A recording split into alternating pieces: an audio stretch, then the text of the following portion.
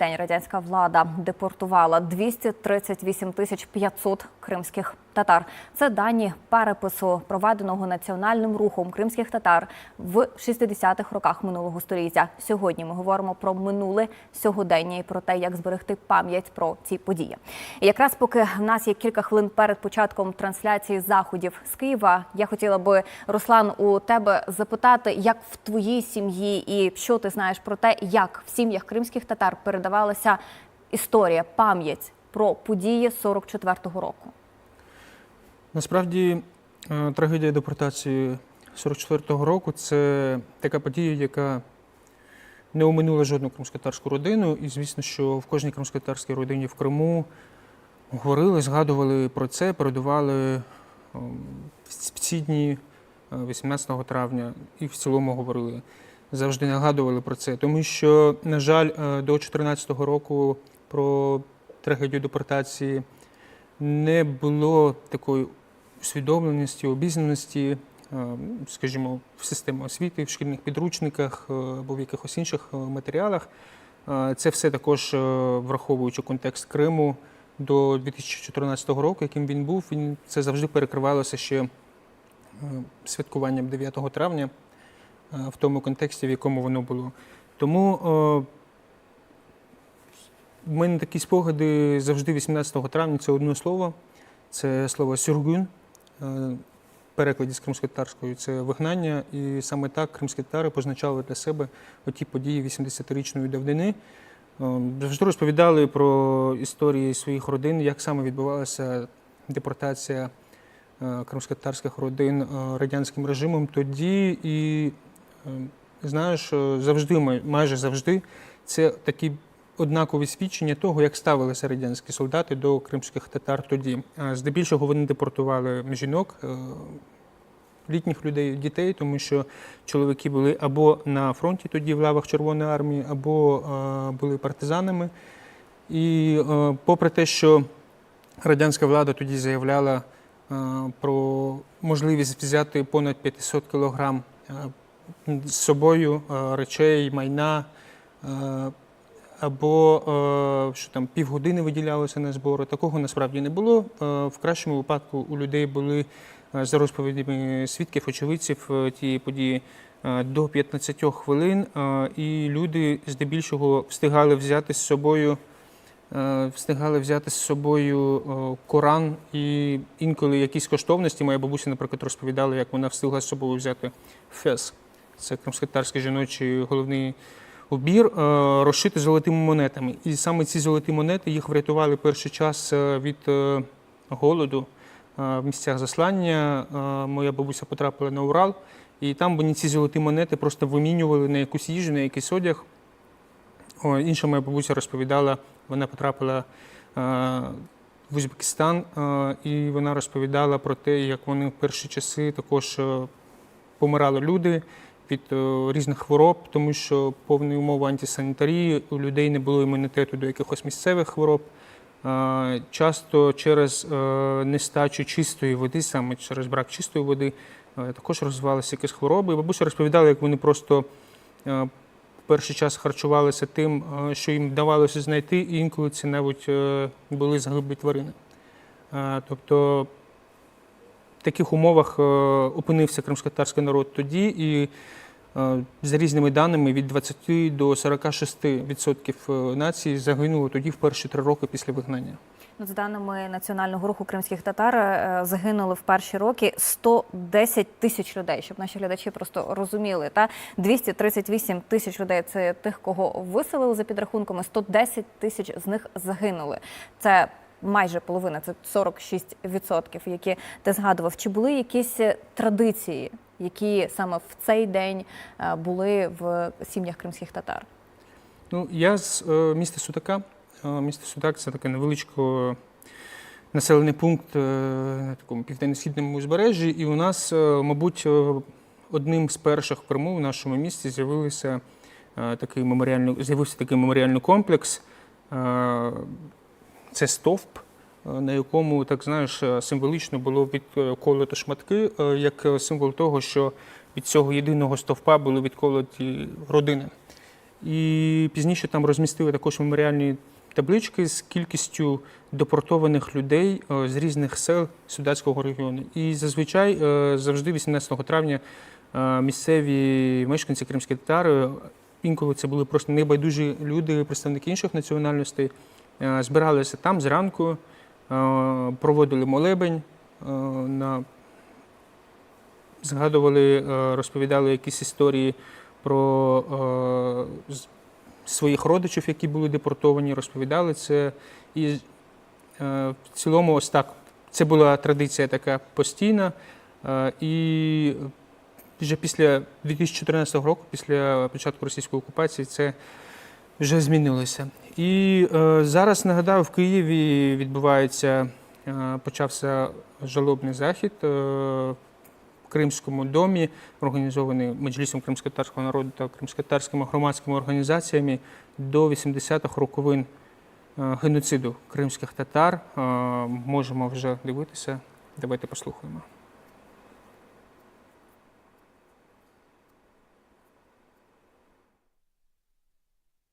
Можете бути з нами онлайн, бо ми поважаємо ваше ставлення до повітряних тривог. А зараз ми розпочнемо наш захід з гімнів України та кримсько-татарського народу.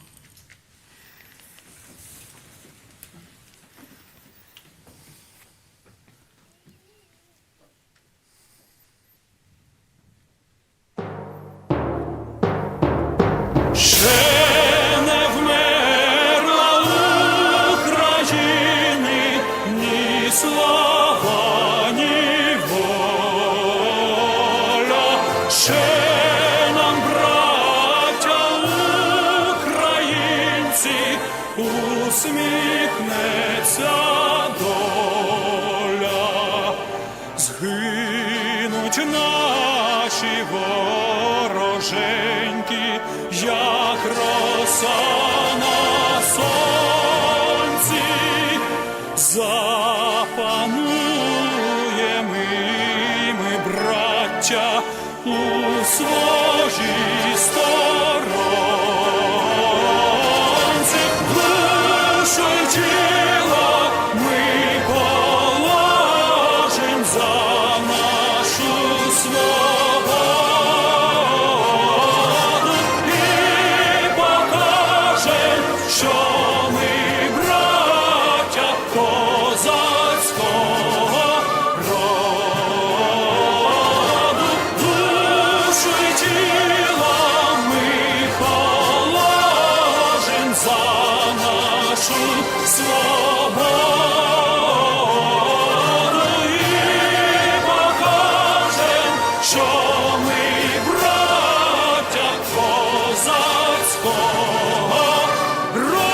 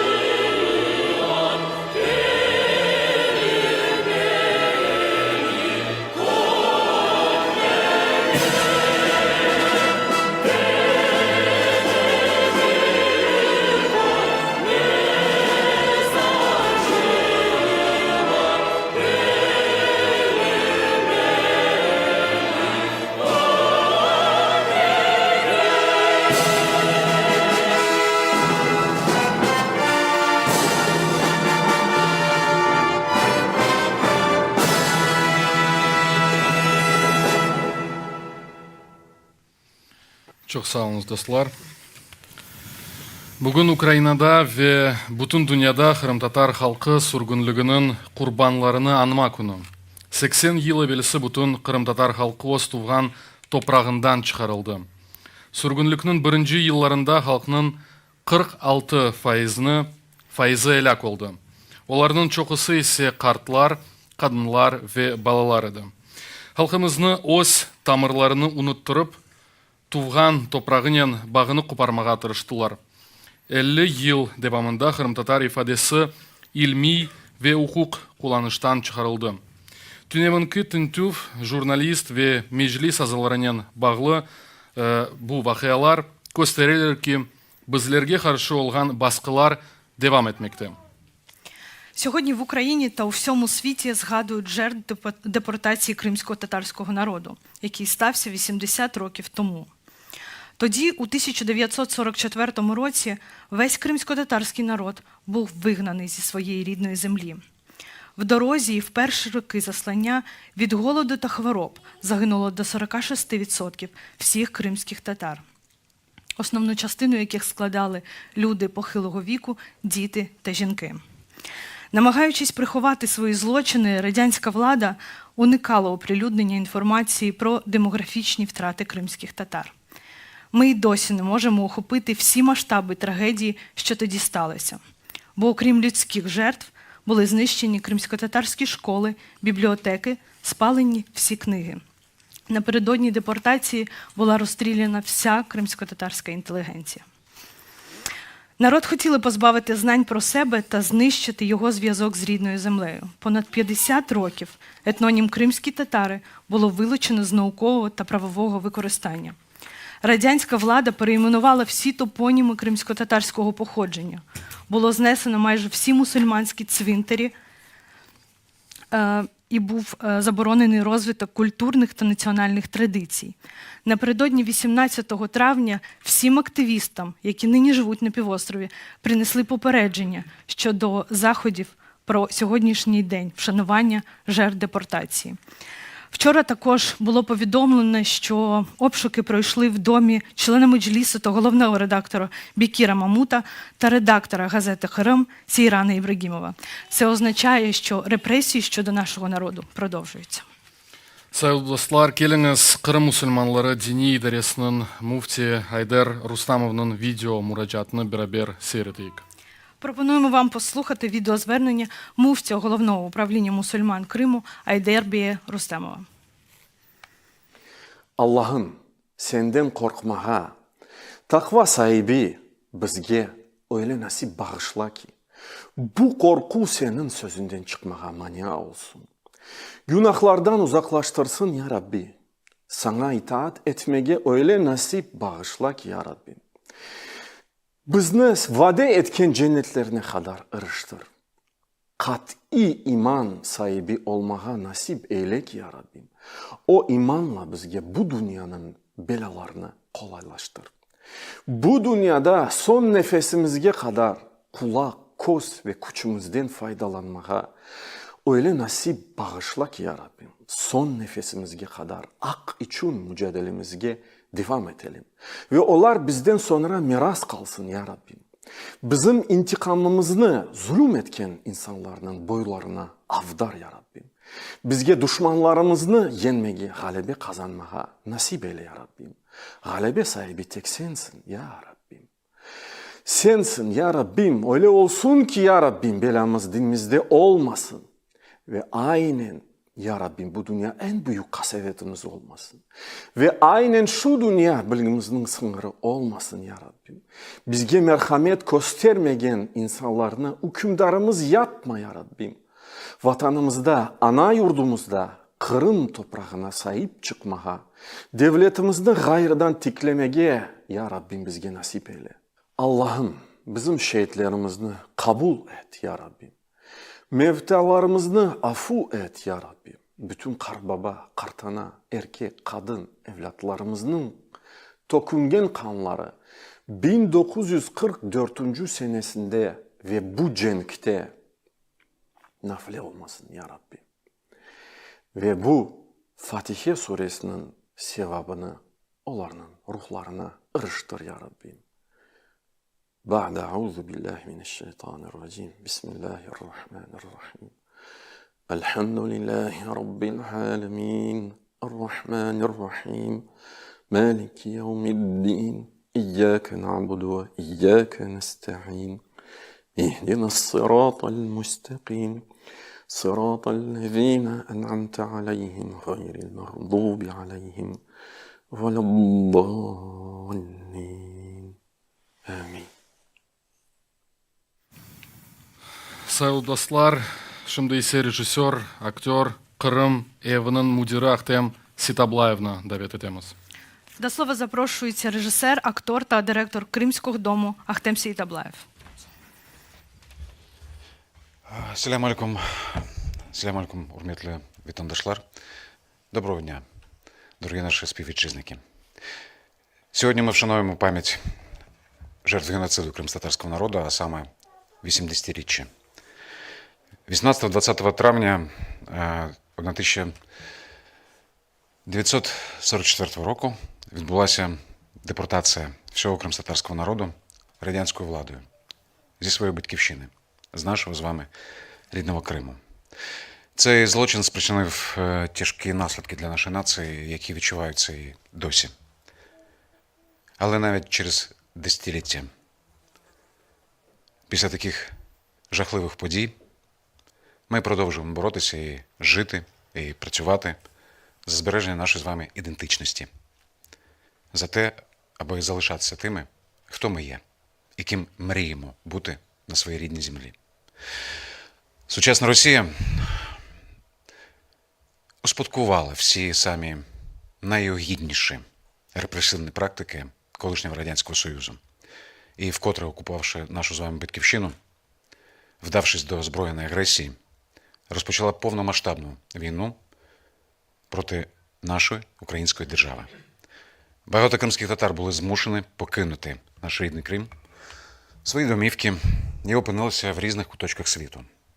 Попри це ми з вами залишаємось єдиним народом, з єдиною мрією, з єдиною ціллю зберегти себе і свою ідентичність. Це те, що нас з вами об'єднує. Наше основне ядро залишилося в Криму.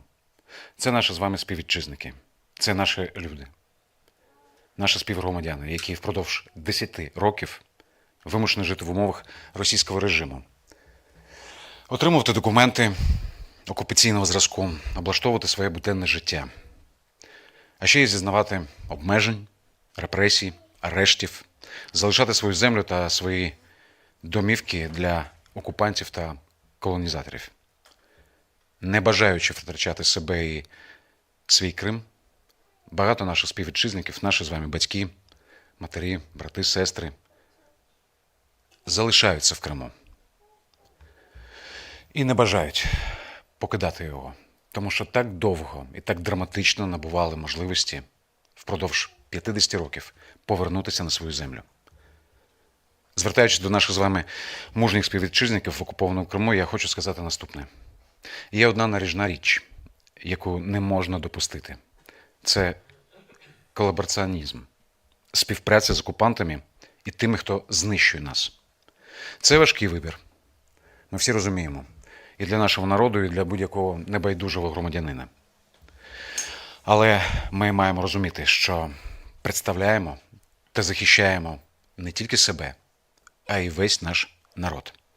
І принципи, які ми з вами не можемо зрадити. Ми є нащадками великого народу і господарями цієї землі. І ніхто і ніколи не зможе ані відняти цю землю у нас, ані відняти наше право на цю землю. Ми не маємо забувати, хто ми є, і де й ми не забуваємо. Сьогодні кожному з нас це зрозуміло. І ми все одне повернемось. Повернемось, тому що це наша мрія, наша мета, і ми зробимо все, щоб вона здійснилася. А молодому поколінню, які зараз навчаються поза межами Криму, поза межами нашої з вами української держави, я хочу дати, якщо дозволите, маленьку пораду. Неодмінно навчайтеся. Неодмінно. Добре навчайтеся. Але не забувайте, що ваш дім вас чекає. Ви маєте повернутися. Хоча б на деякий час.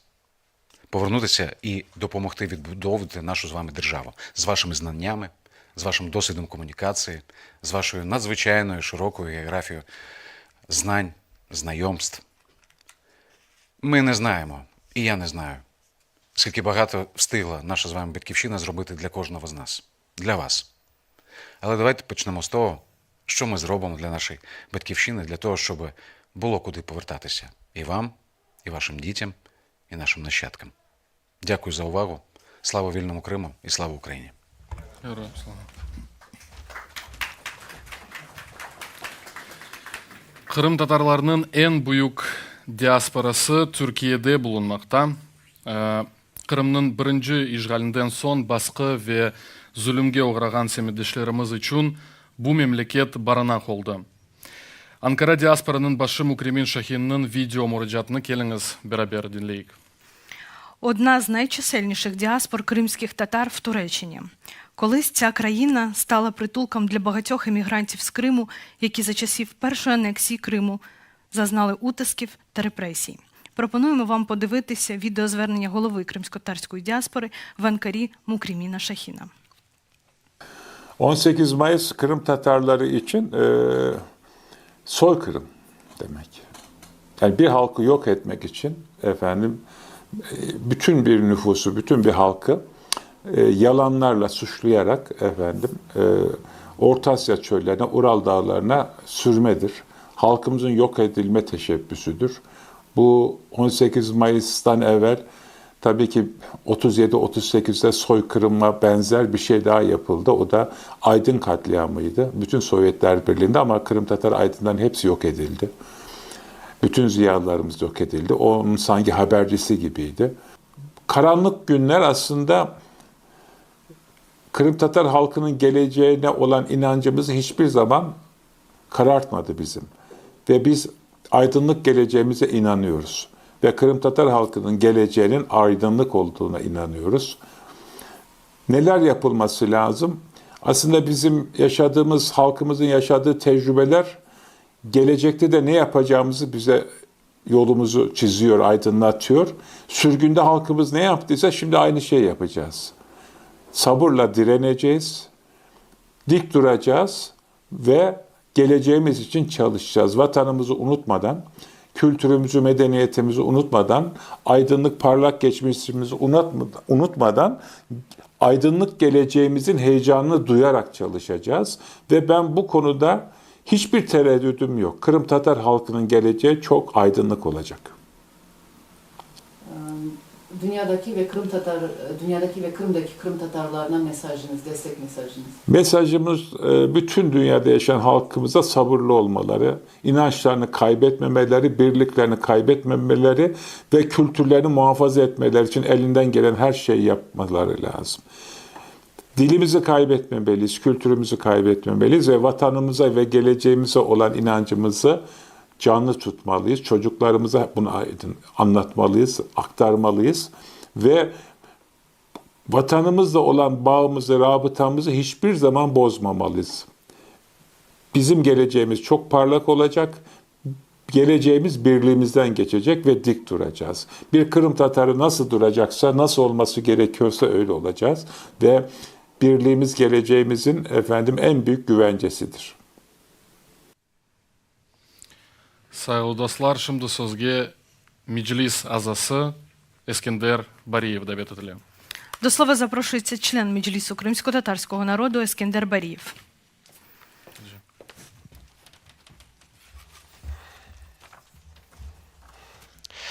Saygılı vatandaşlar, Kırım Tatar halkının dostları, шановні співвітчизники, друзі, 80 yıl evvel 1944 senesi Mayıs'ın 18'inde Sovyet Birliği'nin komünistik rejimi Kırım'ın tamir halkı Kırım Tatarlarını yok etmek maksadlarının insanlığa karşı cinayet etti. Sürgünlükte onlarca yıllar siyasi, medeni, içtimai ve dil sahalarında yasaklar ve haklarının sınırlanmaları halkımızın inkişafına düzeltilmez zararlarını getirdiler.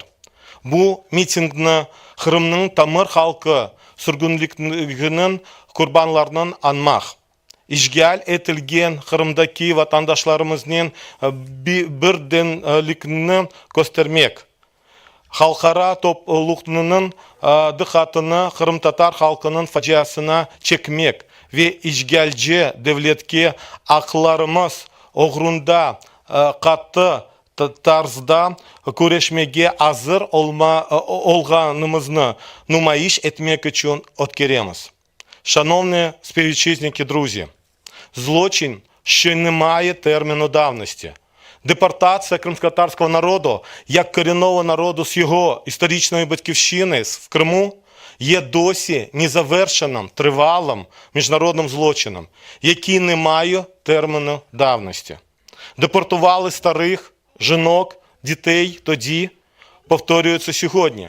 Частина кримськотатарського народу досі мешкає в Центральній Азії та на Уралі. Протидія їх поверненню на історичну батьківщину послідовно здійснювалося владою СРСР у різних формах з 1994 по 1989 роки. Починаючи з березня 2014 року, така протидія здійснюється владою Росії на окупованих територіях України. Чисельними стали факти повторної депортації з початку окупації Криму, коли кримським татарам органи влади Росії забороняють в'їзд до Криму або шляхом фабрикації кримінальних справ протидії екстремізму та боротьби з тероризмом, створюють умови для їхнього виїзду з півострова для порятунку та свободи. Депортація 1944 року досі вироку немає. Юридичне визнання депортації геноцидом стане остаточним після набрання чинності відповідним рішенням компетентного суду. Україна має ратифікувати Римський статут та активізувати роботу в Міжнародному кримінальному суді, щоб уникнути безкарності за міжнародні злочини Росії проти кримських татар. Не засудили вчора, повторюється сьогодні. Закріплення правового статусу Меджлісу кримськотатарського народу урядом України є важливим кроком у подоланні наслідків геноциду кримськотатарського народу. Неможливо повністю відновити права корінного кримськотатарського народу та забезпечити сталий розвиток Криму без реалізації права на самовизначення. А його формою в унітарної української держави може бути лише національна територіальна автономія кримськотатарського народу. Перейменували тоді, намагаються сьогодні. Відновлення топонімії та всього культурного простору Криму є важливим етапом не лише для відновлення історичної справедливості в Україні, а й для деколонізації народів Росії. Наскільки успішно ми її проведемо у Криму, настільки безпечнішою для України буде Росія у майбутньому. Необхідне наукове дослідження депортації, її наслідків та на соціально-психологічний стан кримськотатарського народу, на збереження його ідентичності, культури та мови. Проводити дослідження щодо ролі національних органів самоорганізації у подоланні наслідків депортації, як на українському, так і на міжнародному рівні. Закликаємо країни-учасниці Кримської платформи визнати депортацію 1944 року геноцидом кримськотатарського народу, бо не може відбутися деокупація і реінтеграція Криму без визнання депортації геноцидом. Кримға азатлық, Крим мабислерге азатлық. Слава Україні! Героям слава!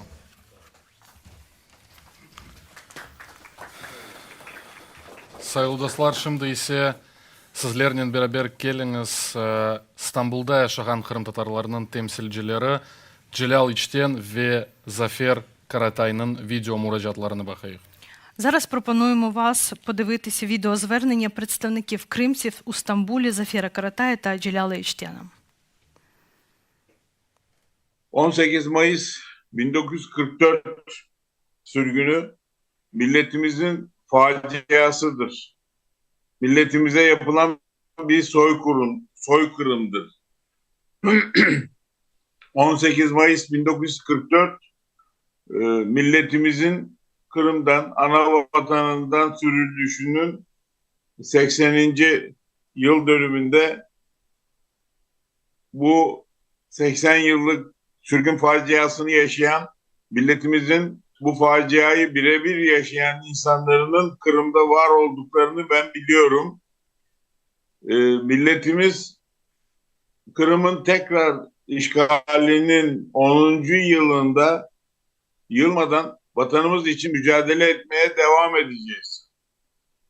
Bütün Kırım Tatarlarının Kırım'da toplanması dileğiyle milletimizin, vatandaşlarımızın acısı çok büyüktür. 18 Mayıs 1944 sürgünü bir milletin yok edilmesi için yapılan bir harekettir, soykırımdır. Bütün dünya milletlerini, demokratik dünya milletlerini Rusya Federasyonu'nu kınamaya davet ediyorum. Eğer dünya bu sürgünleri kınamadığı müddetçe Ruslar buna benzer faciaları yapmaya devam edecekler. Onun için hür dünyadan Rusya Federasyonu'nun önünün kesilmesi ve cezalandırılmasını istiyorum.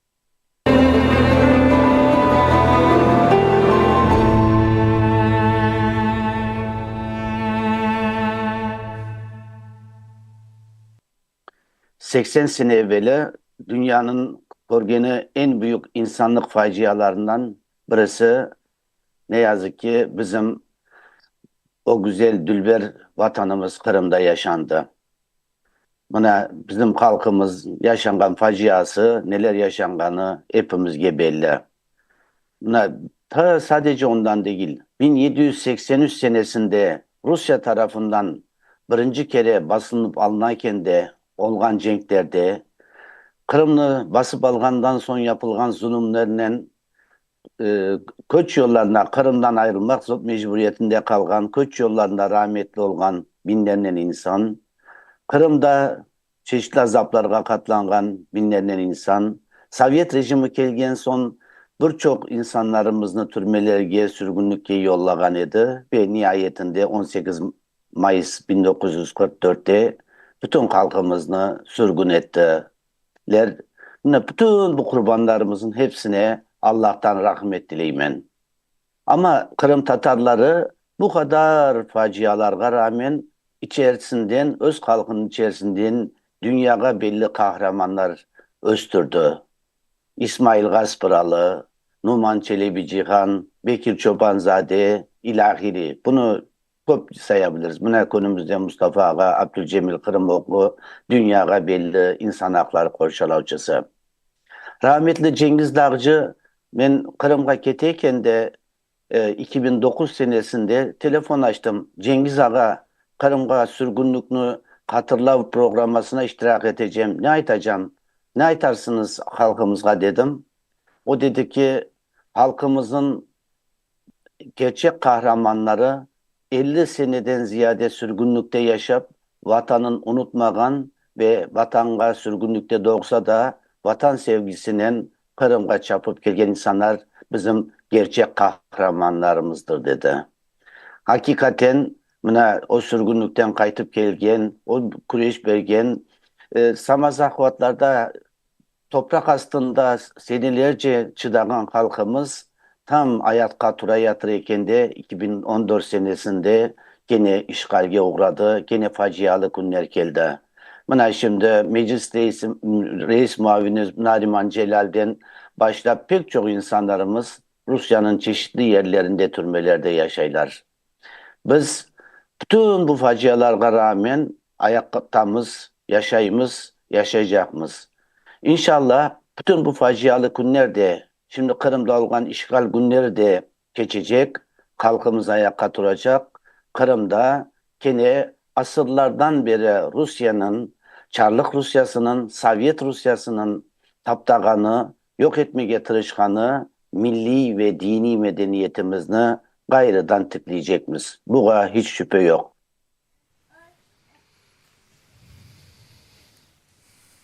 Şimdi ise sözge Кырым-татар саясатчысы ve державный оператор тылу мөәссисәсенең юлбашчысы Арсен Жумадилов Давид Теле. До слова запрошується генеральний директор Державного оператора тилу та кримсько-татарський політик Арсен Жумадилов. Assalamu alaikum, saygılı vatandaşlar, saygılı Milli Meclis reisi. Sürgünlük. Bazıları demleri eşittim diller geçmişte kalsın. Artık onu çok laf etmeyik, bir tedavi koruyik de arta kalsın diye aytalar. Bence yanlıştır. Büyük bir hatadır. Ne için? Çünkü her bir kırmızıları için sürgünlük bu pek güçlü bir hatırlatuf. Neni o bizge hatırlata? Bari de o zamanlar ne vakit Kırım bizimki edi. Bari de o zamanlar ne vakit hepsimiz Kırım'da gerçekten de rahat edik, güzel bir yaşayış süreydik. Bari de o zamanlar ne vakit biz gerçekten de güçlüydik. Son ise bizge karşı büyük bir adaletsizlik işletildi ve onun neticelerini doğurtmaganca biz rahat olmamız. Şahsi benim için de sizge bir şey paylaşayım.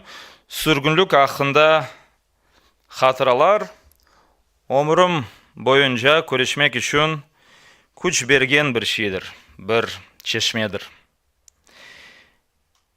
Endi bugün için bir iki ayetayım. Bugün yarın ne olacağını kimse bilmiyor.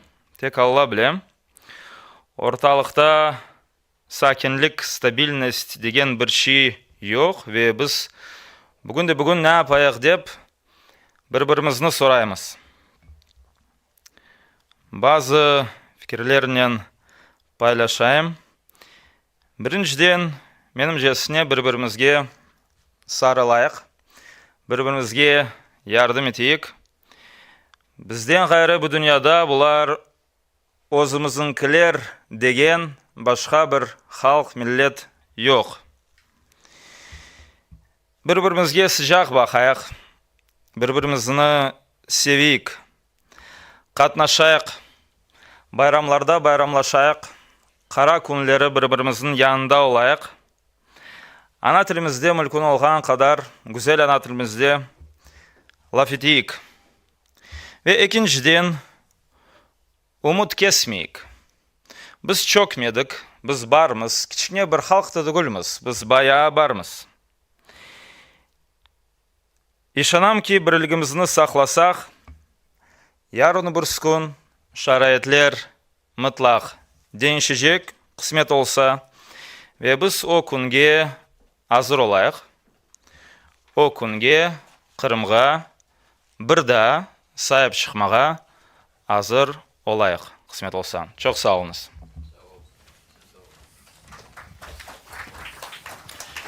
Amerika Qoşma Ştatlarında da bizim semiddeşlerimiz yaşay ve onlarını anda temsil etken Ayla Bakalı'nın video müracaatını dinlemeye teklif edeceğiz.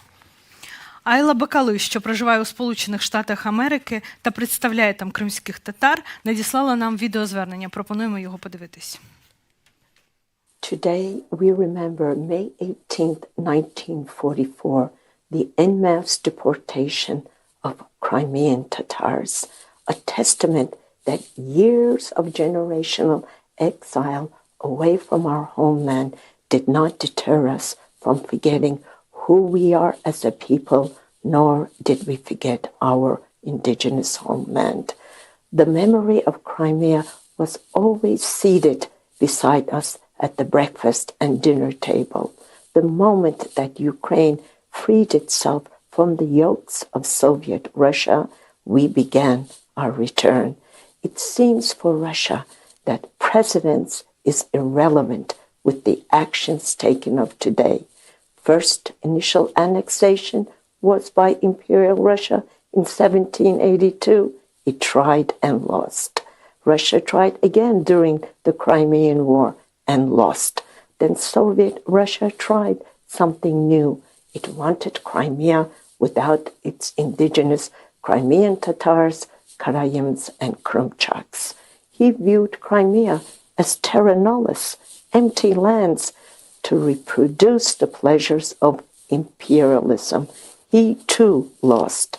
We can regain Crimea again only with Ukraine.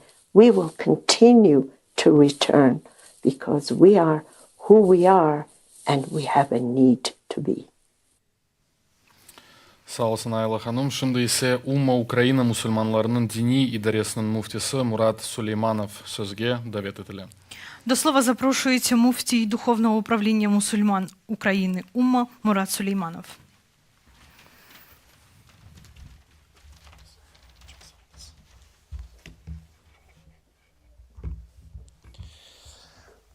Bismillahirrahmanirrahim. Saygılı ve hürmetli cemaat. Депортація 1944 року – найжахливіша трагедія в історії кримських татар, внаслідок якої ми як нація ледь не зникли. Під час депортації загинуло десятків тисяч людей. Але під загрозою опинилася наша ідентичність, втрачалася мова, культура та віра. Але незважаючи на жах депортації, страх, смерть, перші, що брали з собою наші дідусі та бабусі, це були Корани. І це символ віри. Як ми знаємо, тиран, він може забрати все – дім, батьківщину, але ніхто ніколи не зможе забрати віру та любов до батьківщини. Тому наші бабусі та дідусі, вони зверталися до Всевишнього про захист та справедливість.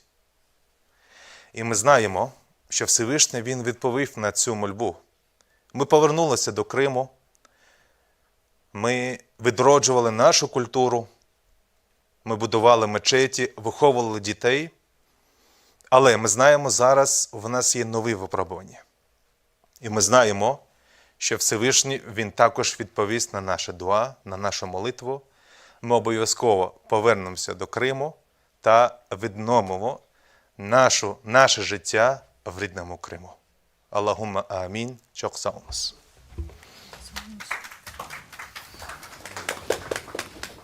Çok sağ olunuz. Şimdi ise sözge Kırım batalyonunun komandanı İsa Akayev'ni davet etmege isteyimiz. До слова запрошується командир батальйону Крим Іса Акаєв.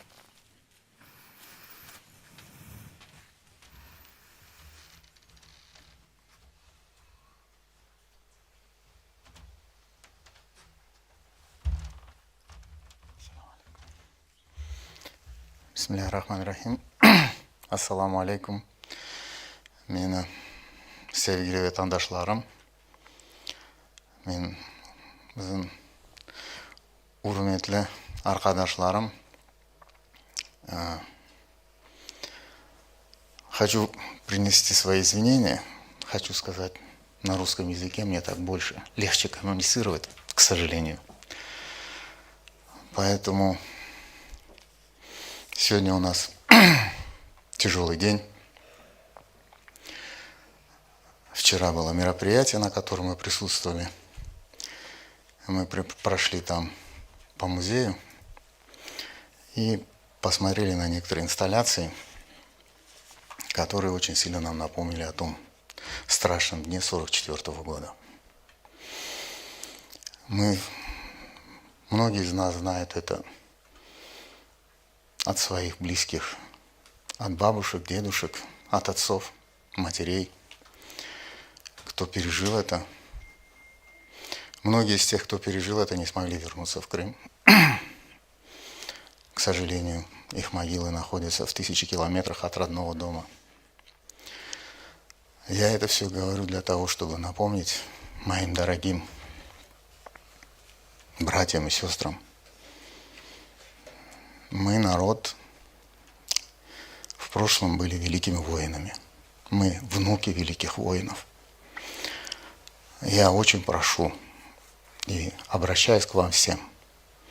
Вспомните, кто вы. Аллах Субхану ва Тааля первый раз за многие годы дал нам возможность взять в руки оружие и доказать всем еще раз, кто мы есть, чьи мы потомки. Дай Аллах, чтобы мы все вместе вернулись домой и отпраздновали нашу победу. Я очень прошу вас, дорогие мои братья, воспользуйтесь этой возможностью. Не знаю, будет ли когда-нибудь еще такая возможность или нет, но сегодня мы можем вернуться домой, как наши славные предки, с оружием в руках, с гордо поднятой головой, как победители. Давайте ею воспользуемся и все вместе вернемся и унизим и уничтожим этого врага, который уже не 100 лет пытается уничтожить наш народ, нашу историю, нашу культуру, нашу религию и вообще память о нас. Мы все это знаем, мы все это видели, все с этим сталкивались.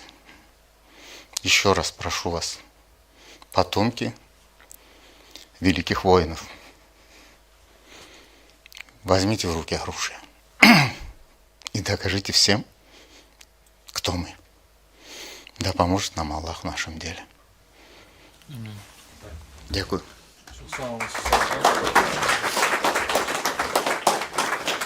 Саға шымды есе сөзге Украина институты мудирінің муавіні Алим Алиев сөзге дәвет етілі.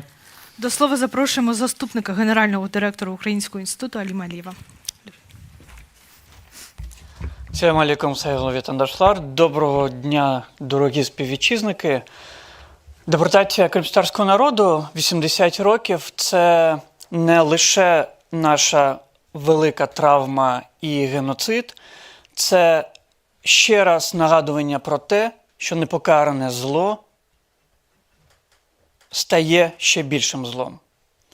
І тимчасова окупація Криму, очевидно, про це говорить. Я сьогодні хочу звернутись до вас, до нас всіх, і нагадати кримсько-татарське прекрасне слово «дестек» – підтримка. І звернутись до міжнародної спільноти. Бо підтримка сьогодні кримських татар і підтримка України – це важливий елемент в міжнародній безпеці і в стабільності всього світу. Сьогодні кілька країн визнало депортацію 44-го року геноцидом. Держави-партнери, я дуже сподіваюся, що з кожним роком будуть чим далі, тим більше на рівні своїх парламентів та урядів також визнавати це геноцидом. Я хочу звернутися до української держави. Кримські татари не чужі. Кримські татари свої. І своїм теж потрібна підтримка. Як кримські татари протягом всіх років незалежності України давали і дають цю підтримку. Тому поновлення колективних політичних прав кримських татар – це важлива для нас підтримка. Ідентичність, мова, культура, релігія, інституції, які працюють над розвитком цього, їх потрібно підтримувати. Бо після деокупації ми маємо їх, очевидно, перенести до Криму. Я хочу звернутися також до співвітчизників, які в першу чергу живуть в Криму. Сьогодні підтримка один одного, любов один до одного – це екзистенція для нас. Бо нас розділяє штучний кордон, нас розділяють сотні, тисячі кілометрів, але нас об'єднують цінності. Цінності гідності, свободи, цінності нашої любові до батьківщини. Ми народ, який завжди повертається додому. Яка б колонізація нас не хотіла б знищити. Сьогодні колонізація намагається в нас навіть забрати наше право на пам'ять.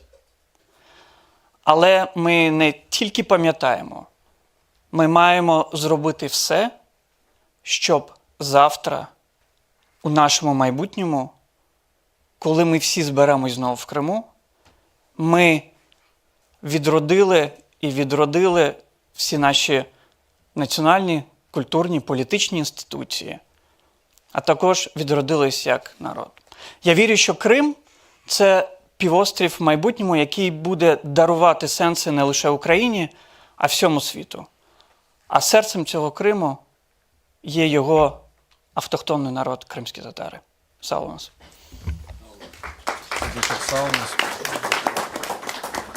Şimdi ise sayılı dostlar, Ukrayna'nın tamar halkları meselelerinden Birleşken Milletler Teşkilatı'nın daimi forumunda temsilcisi Süleyman Mamutov sözge davet etildi. До слова запрошується член постійного форуму ООН з питань корінних народів від України Сулейман Мамутов. Saygılı vatandaşlarımız, bu matem kunu her yıl bizge her yıl bizni mecbur ete bir sual koymağa. Maksadlarımız, manalarımız ve gayelerimiz nededir? Ve açıktan aytsam da men milli gaye şeyge pek inanmayım. Çünkü o daima değişmez. Bu öz toprağın sahibi olmak, dilini bilmek, öz muhitte yaşamak, öz evde olmak ve halk ve millet gibi daima inkişaf etmek. Lakin maksadlarımız bana bu gerçekten bir mühim şey. Hak hukuklarımız birinci yerde olmalı ve durmalı. Biz için muhtariyet bu bir ev gibidir. Her bir insanda öz evinde yaşamak hakkı var. Ve bu bir tabii ki o bizim hakkımız ve her bir insanda o olmalı.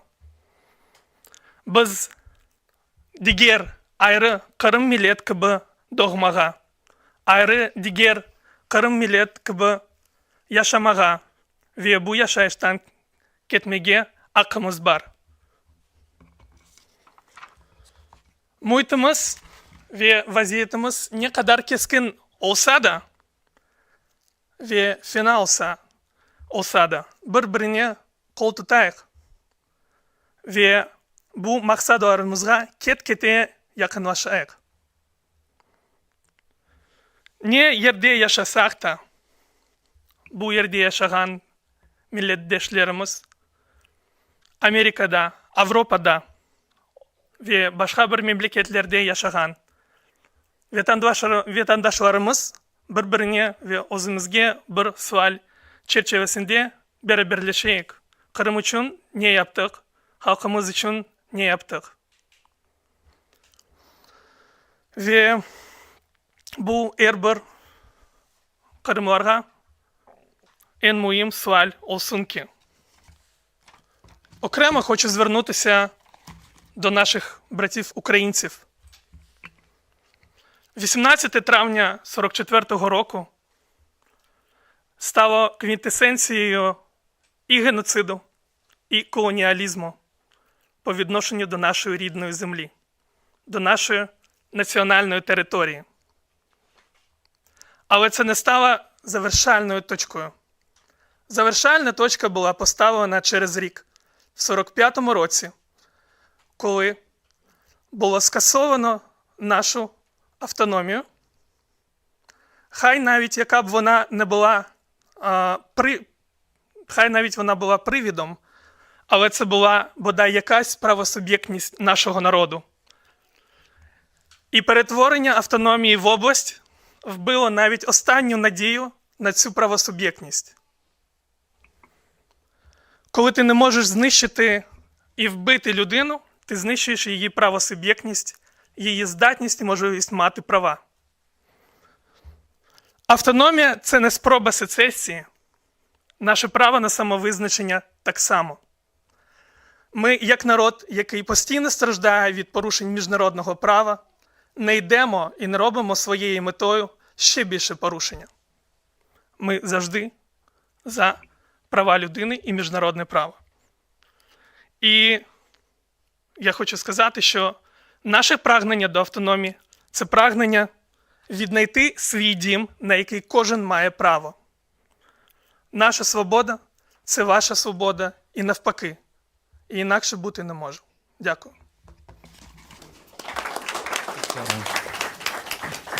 Sağolun Süleyman Bey. Sayın dostlar, şimdi ise nihayet Milli Meclis Reisi Rifat Çubarov sözge davet etildi. До слова запрошується голова Меджлісу кримсько-татарського народу Ріфат Ага Чубаров.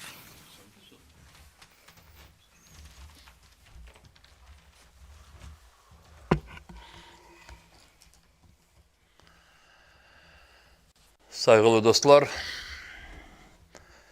şimdi bütün bu çıkışları dikkatle dinlediğim zaman buradaki kürsüde olan insanların betlerine bile bakkanda ama göz önümde Kırım korunda. Gerçekten de öyle. Dersin ki bizler 18 Mayıs'ta on binlerce semedeşlerimizden Ahmetçit'in merkez meydanında işte birbirlerimizge ve etraflarga dertimizi anlatmaya çalışıyık ve aynı zamanda bütün kurbanlarımızı anıyık. Şimdi gerçekten de sonki 11 sene bu matem konu çok böyle bir farklı devirde ötkerili. Vatanımızga döngende ve yerleşmeye tırışkanda hiçbirsimiz öyle düşünem ki hiçbirsimiz bizler de bu ana babalarımız uğradıklarına bize de o başımıza geleceğini düşünmedik, düşünmez edik. Bilmeyin belki düşünenleri vardı, ben yok öyle düşünmez edim. Ama buradaki arkadaşlar söylediği gibi işte cezaya verilmeyen cinayetçiler kendileri olmasa da balaları, torunları kaytıp gene de bizim topraklarımıza geldiler, bizim için geldiler. Bu çok zor. Ama ikinci taraftan bütün buradaki konuşkan insanların söylediklerini ben çok kuvandım. Böyle bir matemkun olsa da. Çünkü sizler söyledikleriniz hepsi Kırım'da böyle canlı şekilde seslendirilmese de evet burada arkadaşlarımız çok sağ olsunlar. YouTube kanal diğerlerinden tırışalar. Ama her gün akşam daha çok insanlar bunu bilip arşivlerde bakacaklar bunlarına.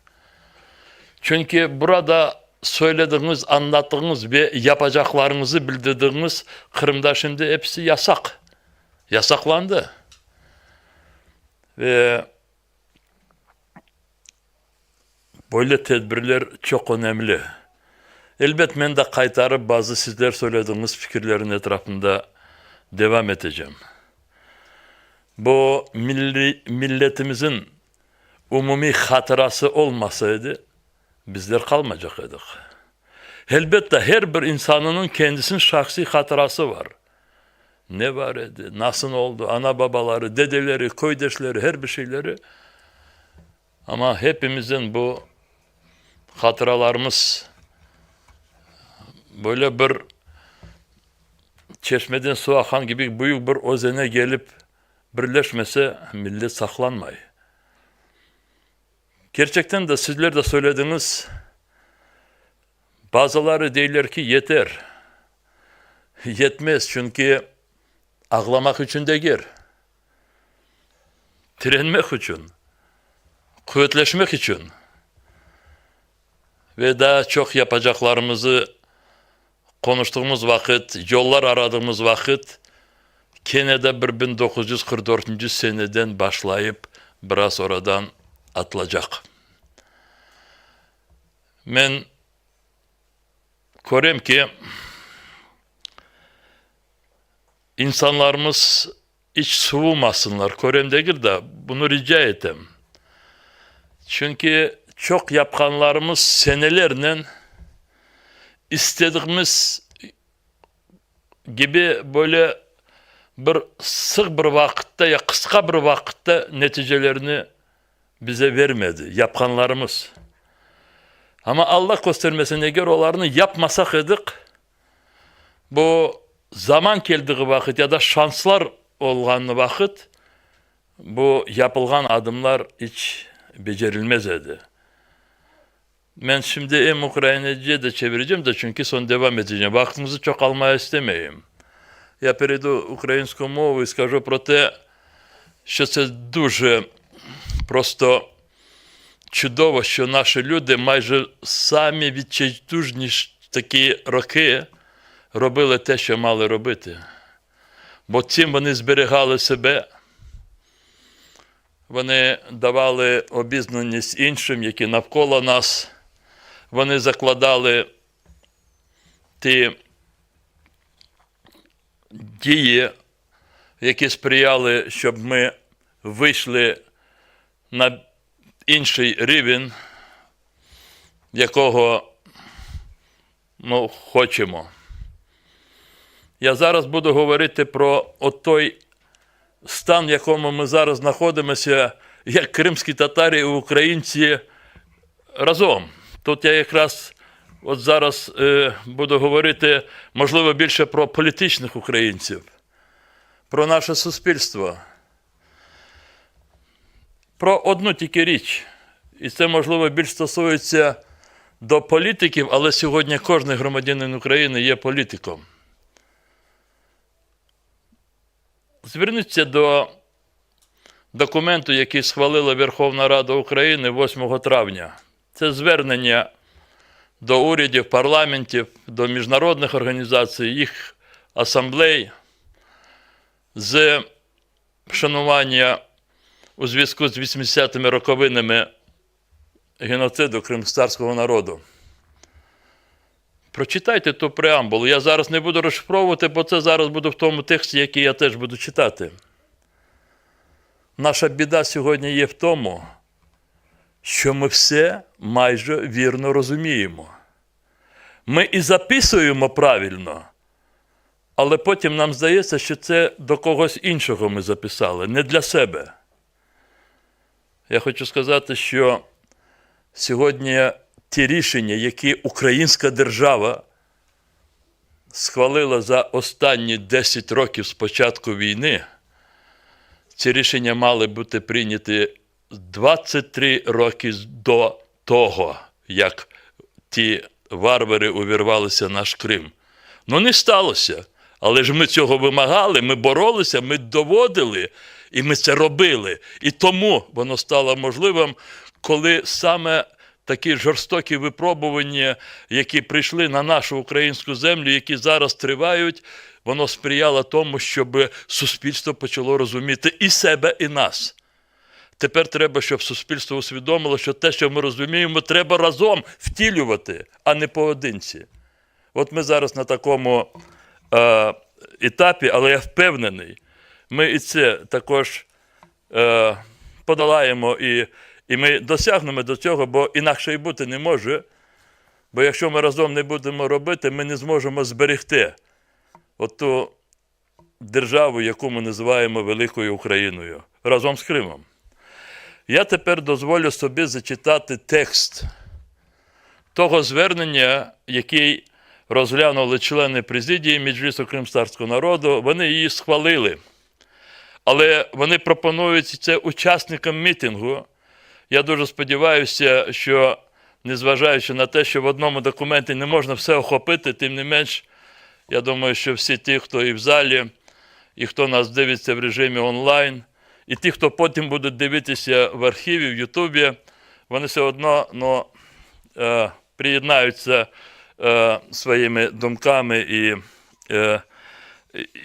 і також слідуватимуть таким тут оголошеним думкам. Отже, я читаю, наберіться трошки терпіння, але це, здається, вже завершення нашого заходу першої половини. Звернення учасників міжнародного мітингу «Пам'ять жертв геноциду кримськотатарського народу». 80-ті роковини депортації кримськотатарського народу. Дорогий український народе, громадяни України всіх національностей. 80-ті роковини геноциду кримськотатарського народу, скоєного режимом СРСР, проходять в умовах агресивної війни Російської Федерації проти незалежної української держави, яка розпочалася у лютому 2014 році з вторгнення російських військ і окупацію Криму та триває по сьогодні. Російська Федерація, так само як раніше Російська імперія, потім СРСР, здійснює на території окупованого нею Криму цілеспрямовану репресивну політику, завданням якої є знищення корінного кримськотатарського народу та остаточне захоплення його історичної батьківщини Криму. З цією метою російські окупаційні органи розгорнули в Криму систематичні репресії проти кримськотатарського народу та етнічних українців, заборонили діяльність меджлісу кримськотатарського народу, здійснюють незаконні обшуки та арешти, організовують судилища за політично мотивованими звинуваченнями, позбавляють волі сотні людей, які залишаються вірними своїй землі та українській державі. Російська Федерація використовує територію тимчасово окупованого Криму, батьківщину корінного кримськотатарського народу, як плацдарм для ескалації повномасштабного вторгнення на материкову частину території України. Тотальна мілітаризація Кримського півострова, що проводиться Російською Федерацією, розміщення на його території нових видів сучасного озброєння, створили нові загрози глобальному миру. Злочин геноциду, вчинений Радянським Союзом проти кримськотатарського народу у травні 1944 року, який залишився непокараним. Нездатність міжнародної спільноти зупинити російську агресію проти незалежної України та окупацію Криму у лютому-березні 2014 року призвели у лютому 2022 року до повномасштабної війни проти України, що супроводжується масовими вбивствами та катуваннями громадян України, масштабними атаками на цивільні об'єкти та інфраструктуру, руйнуванням сотень сіл, селищ та міст. Проте кримськотатарський народ у ці важкі роки російської окупації Криму не залишений віч-навіч з агресором.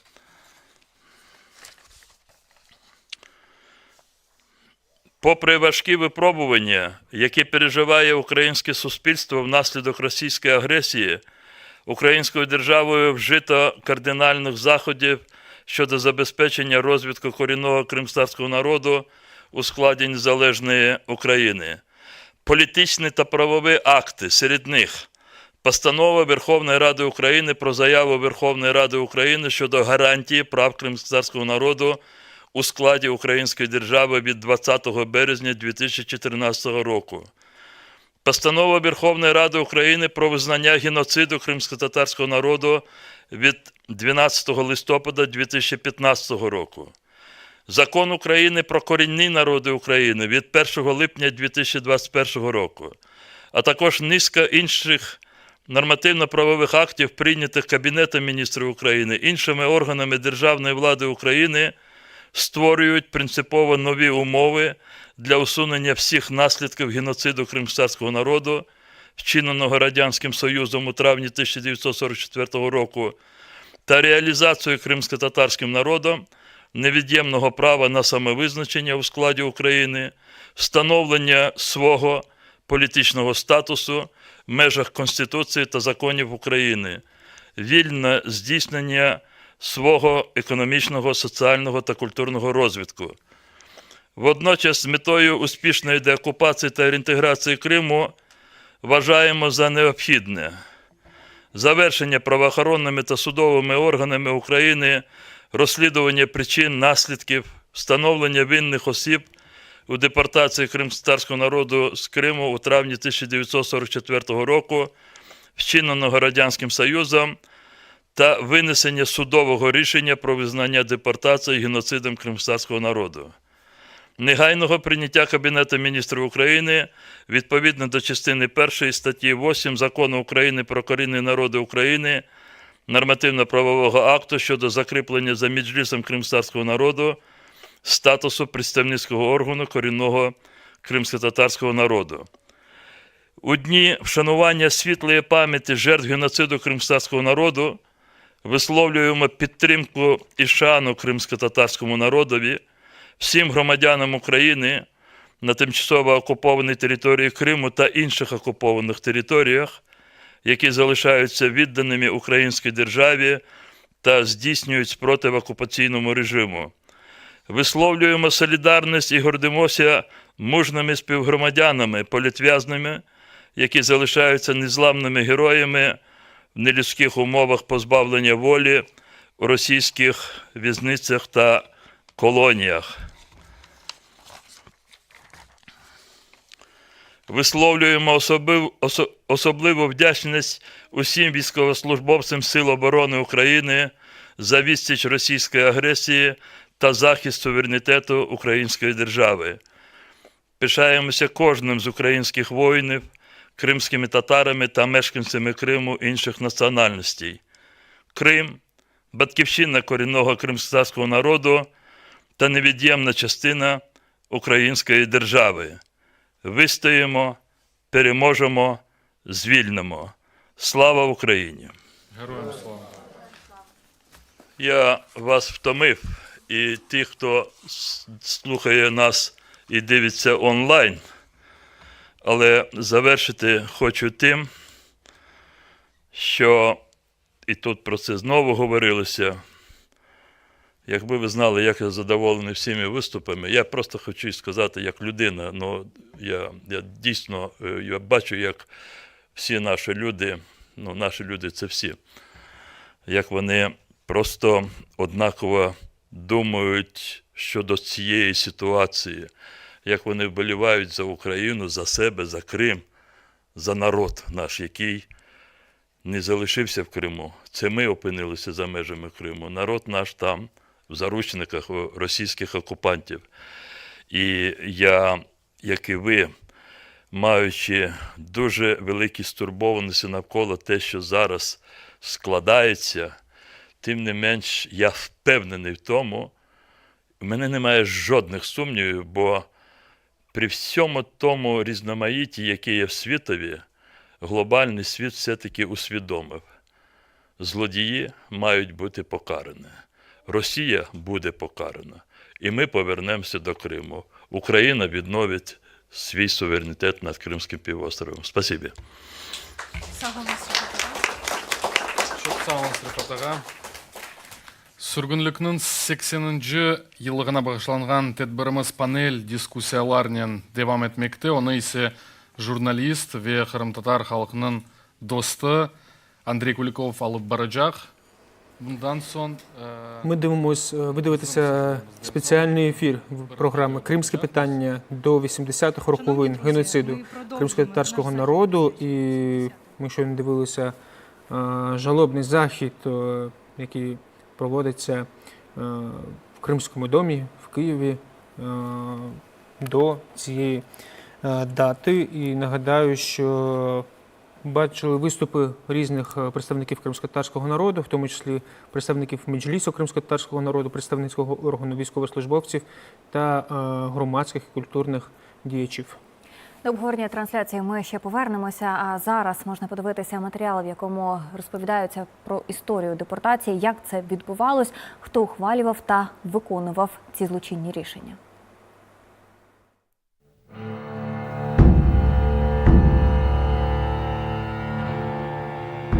– 12 травня 1944 року. Кримський півострів повністю звільнено від нацистських окупантів. 10 травня очільник НКВС Лаврентій Берія пише листа генеральному секретарю комуністичної партії Йосипу Сталіну. У ньому він пише, що з 1941 року начебто близько 20 тисяч кримських татар дезертували з лав Червоної армії, а більша частина населення Криму активно співпрацювала з німецько-фашистськими загарбниками.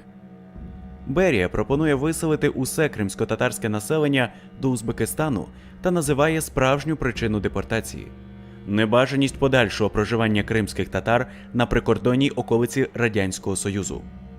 11 травня 1944 року Сталін ухвалює постанову Державного комітету оборони номер 5859 СС про кримських татар. У ній він звинуватив кримсько-татарське населення в державній зраді, масовій колаборації та дезертирстві з лав армії. Через це Сталін постановив переселити усіх кримських татар до Узбецької РСР як спецпереселенців. Кожній із родин він дозволив узяти не більше 500 кілограмів речей. Іншим майном мали розпорядитися представники держави. На світанку 18 травня 32 тисячі солдат НКВС розпочали операцію з виселення кримських татар із Криму. До вечора були виселені 90 тисяч людей. 48 400 із них того ж дня посадили до 25 товарних поїздів та депортували з півострова. На збори кримсько-татарським родинам виділили хвилини, максимум півгодини. Мало хто із кримських татар мав змогу взяти із собою необхідні речі. 20 травня 1944 року Іван Сіров, який керував депортацією, телефонограмою звітує Лаврентію Берії про закінчення операції. Розпочата відповідно до ваших вказівок 18 травня цього року операція із виселення кримських татар закінчена сьогодні, 20 травня о 16-й годині. Виселено всього 180 014 людей. Завантажено в 67 ешелонів, з яких 63 ешелони чисельністю 173 287 людей відправлені до місць призначення. Решта, 4 ешелони, буде також відправлена сьогодні. Того ж дня Берія пише Сталіну супровідну записку до проєкту постанови Державного комітету оборони СРСР про направлення депортованих кримських татар на підприємства наркомату целюлозно-паперової промисловості та ліспромгоспи наркомлісу. Берія пропонує направити туди 30 тисяч кримських татар. У товарних вагонах кримських татар везуть до місць депортації, віддалених районів Центральної Азії та Уралу. Понад 2/3 із виселених кримських татар спрямували в Узбецьку РСР. Іншими регіонами вигнання для кримських татар стали Казахська Радянська Республіка, Марійська Автономна Радянська Республіка, а також Горковська, Кемеровська, Молотовська, Свердловська, Ярославська та Івановська області Росії. До місць спецпоселень доїхали не усі кримські татари. За офіційними радянськими даними, в дорозі загинули 7889 людей, більшість з яких – діти та літні люди. Найпоширеніші причини смерті – спрага і тиф. Під час депортації померлих поховати не давали, тіла залишали поряд із залізничним полотном. Депортація мала катастрофічні наслідки для кримських татар після прибуття у місця заслання. За перші 3 роки від голоду, виснаження і хвороб померли, за різними оцінками, від 20 до 46% усіх депортованих. Серед померлих за перший рік майже половина – діти до 16 років. Через брак чистої води, погану гігієну і відсутність медичної допомоги серед депортованих поширювалися малярія, жовта лихоманка, дизентерія та інші хвороби. Новоприбулі не мали природного імунітету проти багатьох місцевих недуг.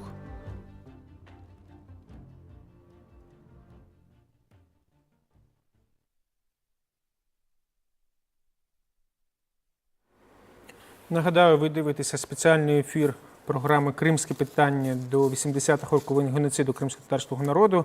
Також раніше ми мали змогу подивитися трансляцію жалобного заходу в Кримському домі, організованим Меджлісом кримськотатарського народу та громадськими організаціями кримських татар. Зокрема, ми вже чули виступи представників Меджлісу кримськотатарського народу, громадських діячів, військовослужбовців. Також серед інших виступав кримськотатарський політик, генеральний директор держпідприємства «Державний оператор тилу» Арсен Жумаділов. Він виступав кримськотатарською мовою, тож стислий такий переказ тез пана Арсена, про що він говорив. Пан Арсен зауважив про те, що День депортації 18 травня – це є таким потужним нагадуванням для кожного з нас, для кожного кримського татарина про те, яким був Крим раніше. Тоді, коли ще не було депортації, тоді, коли кримськотатарський народ ще мав там силу, якими ми були тоді, і потім по відношенню до кримських татар вчинили несправедливість. І кримськотатарський народ не віднайде спокою, поки ця справедливість не буде відновлена. Арсен Жумаділов закликав також до єдності, до того, що незрозуміла ситуація, яка буде сьогодні, завтра чи післязавтра, проте ми кожен ставимо один одному питання, і що ми маємо робити. І Арсен Жумаділов закликав кожного підтримувати один одного, допомагати, спілкуватися кримсько-татарською мовою, берегти один одного і не лишати надії на те, що ми повернемось до Криму, тому що, за словами Арсена Жумаділова, умови все ж таки можуть змінитися, і ми маємо бути готовими повернутися до Криму, повернутися як справжні господарі і нащадки цієї землі. Також серед інших був виступ представника Сулеймана Мамутова, члена постійного форуму ООН з питань корінних народів від України. Пан Сулейман виступав двома мовами – кримськотатарською та українською. Втім, в кримськотатарському виступі містилися дуже цікаві такі посили, тези до співвітчизників. Пан Сулейман звертався, і мені насправді дуже сильно відгукнулися його слова. Сулейман Мамутов казав про те, що День жалоби, День пам'яті жертв депортації кримських татар, 18 травня, насправді це той день, який нагадує кожному з нас поставити питання, яка є наша національна ідея і якою є наша мета. Пан Сулейман висловив впевненість в тому, що немає ні в кого жодних сумнівів, якою є наша національна ідея – це бути на своїй землі, бути в своєму будинку, розвивати свою батьківщину, зберігати свою мову і бути в кримсько-татарському середовищі на своїй батьківщині. Але цілі і шляхи до цього можуть бути різними. Тут ми можемо, за словами пана Сулеймана, почути різні думки, але це не скасовує ніяк того, що ми маємо підтримувати один одного. Пан Сулейман згадав тут в контексті того, що після початку російської окупації Криму в 2014 році, а ще після початку повномасштабної фази війни і оголошення диктатором Путіним незаконної мобілізації на території тимчасово окупованого Криму, дуже багато кримських татар розсіяні зараз по різних країнах, по різних куточках світу. І попри те, що ми є зараз в різних країнах, ми маємо підтримувати один одного і єднатися навколо одного головного питання. Що ми зробили для нашої батьківщини, для Криму, і що кожен з нас зробив для своєї нації. Зараз ми вже будемо повертатися до трансляції. Там саме зараз починається дискусія, зокрема щодо автономії кримських татар. Це означає, що люди знають і поділяють те, про що йдеться в урочистих піснях і так далі, і так далі. І вдруге, звичайно, коли говорив Іса Акаєв з його пристрасним зверненням і з згадкою і нагадуванням про героїчну історію кримськотатарського народу, кримськотатарського воїнства. І тут у нас можуть виникати різні погляди на це, тому що, будьмо відверті, воювали ми і між собою. Зараз воюємо разом. І це неймовірний, дуже логічний, можливо, небажаний, бо втрачаємо життя, але доказ того, що ми разом зараз і є вся ймовірність, що будемо разом і потім. Зараз будемо говорити про Кримсько-татарську національну територіальну автономію, як завжди зазначається в складі України. От мене завжди тішить те, що ми кажемо право кримських татар на самовизначення і обов'язково додаємо в складі України, як би хто чого не подумав. Насправді я вважаю, що право кримсько-татарського народу на самовизначення не потребує жодних застережень.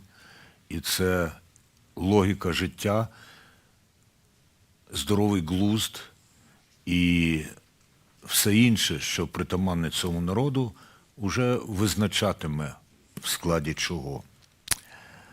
Але так, як українець, я хочу, щоб це було в межах і в складі України. Перше запитання буде дуже легке, а з іншого боку, може і непросте. А потім ми перейдемо вже до докладного викладення позицій. Дуже просте запитання. А в якому місті має бути столиця майбутньої Кримсько-татарської національно-територіальної автономії? Рифат Ага. Політична столиця. Я впевнений, що політична столиця має бути Бахчисарай. Можливо, Сімферополь буде виконувати адміністративну столицю. Є країни, в яких взагалі є такі прецеденти, але політична столиця – це Бахчисарай. Дякую, Сулейман. В багатьох речах звик до якихось нестандартів, підходів або шукати їх, але тут буду слідувати і приєднуюсь повністю до думки Рифата Ага.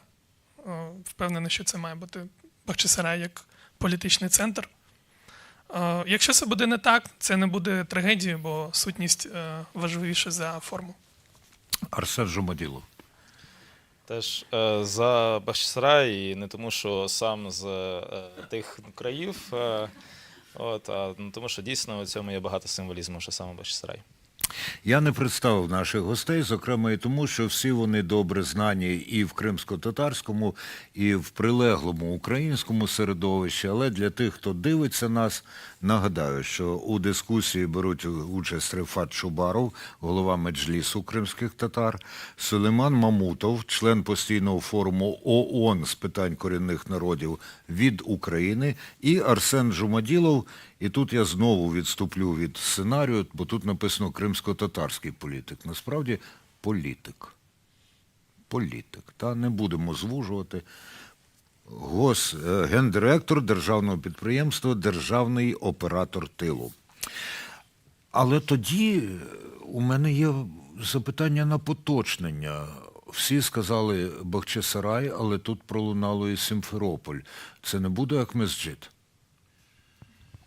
Ну так, це має бути Акмеджит, це обов'язково має бути Акмеджит, бо повернення історичних назв – це є один із головних проявів деколонізації, який знову ж в українському суспільстві багато політиків до Криму, вони не усвідомлюють це до кінця. Акмеджит.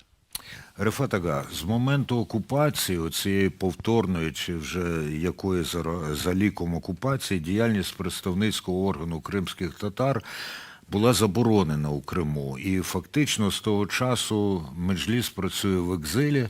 Я, наприклад, вважаю, що потрібний і уряд Кримсько-татарської автономії в екзилі навіть до того, як вона створена. Про це зможете висловитись. З якими викликами Меджліс зіткнувся за цей час, наскільки їх вдалося подолати, можливо, щось навпаки загострилося? До 7 хвилин. Найголовніший виклик те, що ми працюємо в такому режимі, який, можна сказати так, у віддаленості від свого народу. Не зовсім фізично віддалений, бо тут частина членів Меджлісу, більша частина членів Меджлісу кримськотатарського народу в окупованому Криму. Справа в тому, що, і це можуть підтвердити будь-хто тут з присутніх кримських татар, що діяльність Меджлісу, як і Курултаю кримськотатарського народу, вона не, ну скажімо так, не змінювалася кардинально після того, як проводилися вибори, відбувалися сесії Курултаю, засідання Меджлісу, це завжди були відкритими. Туди міг прийти практично кожний кримський татарин. Я не пам'ятаю, ну, я пам'ятаю декілька тільки засідань, де у нас були закриті форми. Отже, кримські татари мали можливість безпосередньо, ну, скажімо так, впливати на діяльність Меджлісу в цілому, окремих членів Меджлісу. І дуже часто ті якісь, ну, скажімо, можливі, але дійсні помилки, які траплялися, вони, як правило, дуже швидко виправлялися. Справа в тому, що рішення Меджлісу кримськотатарського народу, вони ніяким чином не забезпечені для виконання людьми, окрім того, що люди, якщо підтримують це рішення, вони його виконують. Якщо люди вважають його неправильним, помилковим, вони просто його не будуть виконувати. Якщо рішення Меджлісу, ну, скажімо, дуже часто будуть ігноруватися кримськими татарами, зрозуміло, що авторитет Меджлісу тоді впаде, і це буде помітно для всіх, і в першу чергу самому народові. І тому Меджліс, члени Меджлісу, ну, вони на це дуже, ну, скажімо так, звертали увагу, і це було одним із таких, ну, не механізмів, можливо, таких як привід, але які виправляли і оберігали від помилок діяльність Меджлісу. Це перше. Тобто зараз ми маємо проводити дуже складні консультації. І, знаєте, іноді ти щораз подумаєш про те, щоб як проводити консультації з тими, хто в Криму. Бачите, я зараз говорю, а вже думаю про те, що там вже слідкують. Ну, от вчора увірвалися в дім до Бекира Мамутова, і головного редактора, і забороненого Меджлісу члена. Бачите, як вони це роблять. І, ну, є складні механізми консультації і узгодження. І тому, як ви побачили, ми більше приймаємо рішення президії Меджлісу кримськотатарського народу. Ця форма діяльності для нас більш така в умовах розділеності Меджлісу кримськотатарського народу, вона більш така доступна. Ну, і третє, це я скажу, це те, що ми не можемо виходити на зустріч з людьми. Бо іноді для того, щоб приймати рішення, які більшість членів Меджлісу вважали чи вважають такими, що необхідними, але при тому відчувають, що воно не буде зрозумілим для людей, то ми тоді виходили і іноді проводили такі тури цілі по всіх таких куточках Криму, пояснювали людям ту позицію, яка з нашої точки зору мала би бути, ну, таким детально обговореним в середовищі кримськотатар, не лише в Меджлісі. Зараз ми цього позбавлені. Рефат Ага, одне запитання, а потім я надам слово і пану Арсену, і пану Сулейману. Наскільки Меджліс може бути ядром майбутнього парламенту, майбутньої Верховної Ради, чи як ви назвете? Може, воно буде називатися Курултай, чи знову ж таки Меджліс Кримсько-татарської національно-територіальної автономії? Дивіться, я просто скажу про досвід. Я думаю, що це треба буде обговоритися. Я зараз не говорю про таке, що для мене до кінця таким зрозумілим. Дивіться, як у нас було в 1994 році. Коли ми тоді добилися, щоб Верховну Раду Криму була встановлена квота 14 депутатів від кримських татар. І у нас і думки тоді не було, що ці кандидати в депутати чи депутати мають бути призначеними Курултаєм чи обрані Меджлісом. Ми тоді сказали про те, що Курултай має бути суб'єктом виборчої кампанії, але депутат депутатів Кримського єдиного для всіх парламенту, але кримсько-татарську частину мають обирати самі кримські татари. Більш того, тоді ми настояли на тому, що Курултай один із суб'єктів був. Бо тоді це було важливо, бо Курултай був тільки створений, 3 роки пройшло, і дуже часто вороги підкидували, а хто вони такі, вони самозванці, і деякі кримські-татари це могли повторювати. І тоді, коли цей закон був прийнятий, ми сказали, що Курултай буде одним із суб'єктів. І були так звані опоненти Курултаю, але всі, тобто голосували кримські татари. Отже, ми про це, до речі, обговорювали це питання, ми ще не знайшли такі якісь більш-менш завершувальні форми, але, як на мою думку, і при побудові тих органів влади, які будуть відповідати трансформованій автономії, тобто національно-територіальній автономії, виходячи з того, що кримські татари знаходяться в дуже такому стані і будуть і дуже довго, століття будуть знаходитися в стані абсолютної меншості на півострові, я особисто вважаю, що Курултай і Меджліс як органи, при тому, що національно-територіальна автономія буде створена, Меджліс і Курултай мають зберігатися, це буде можливо там його повноваження і функції, вони можуть кардинально змінитися.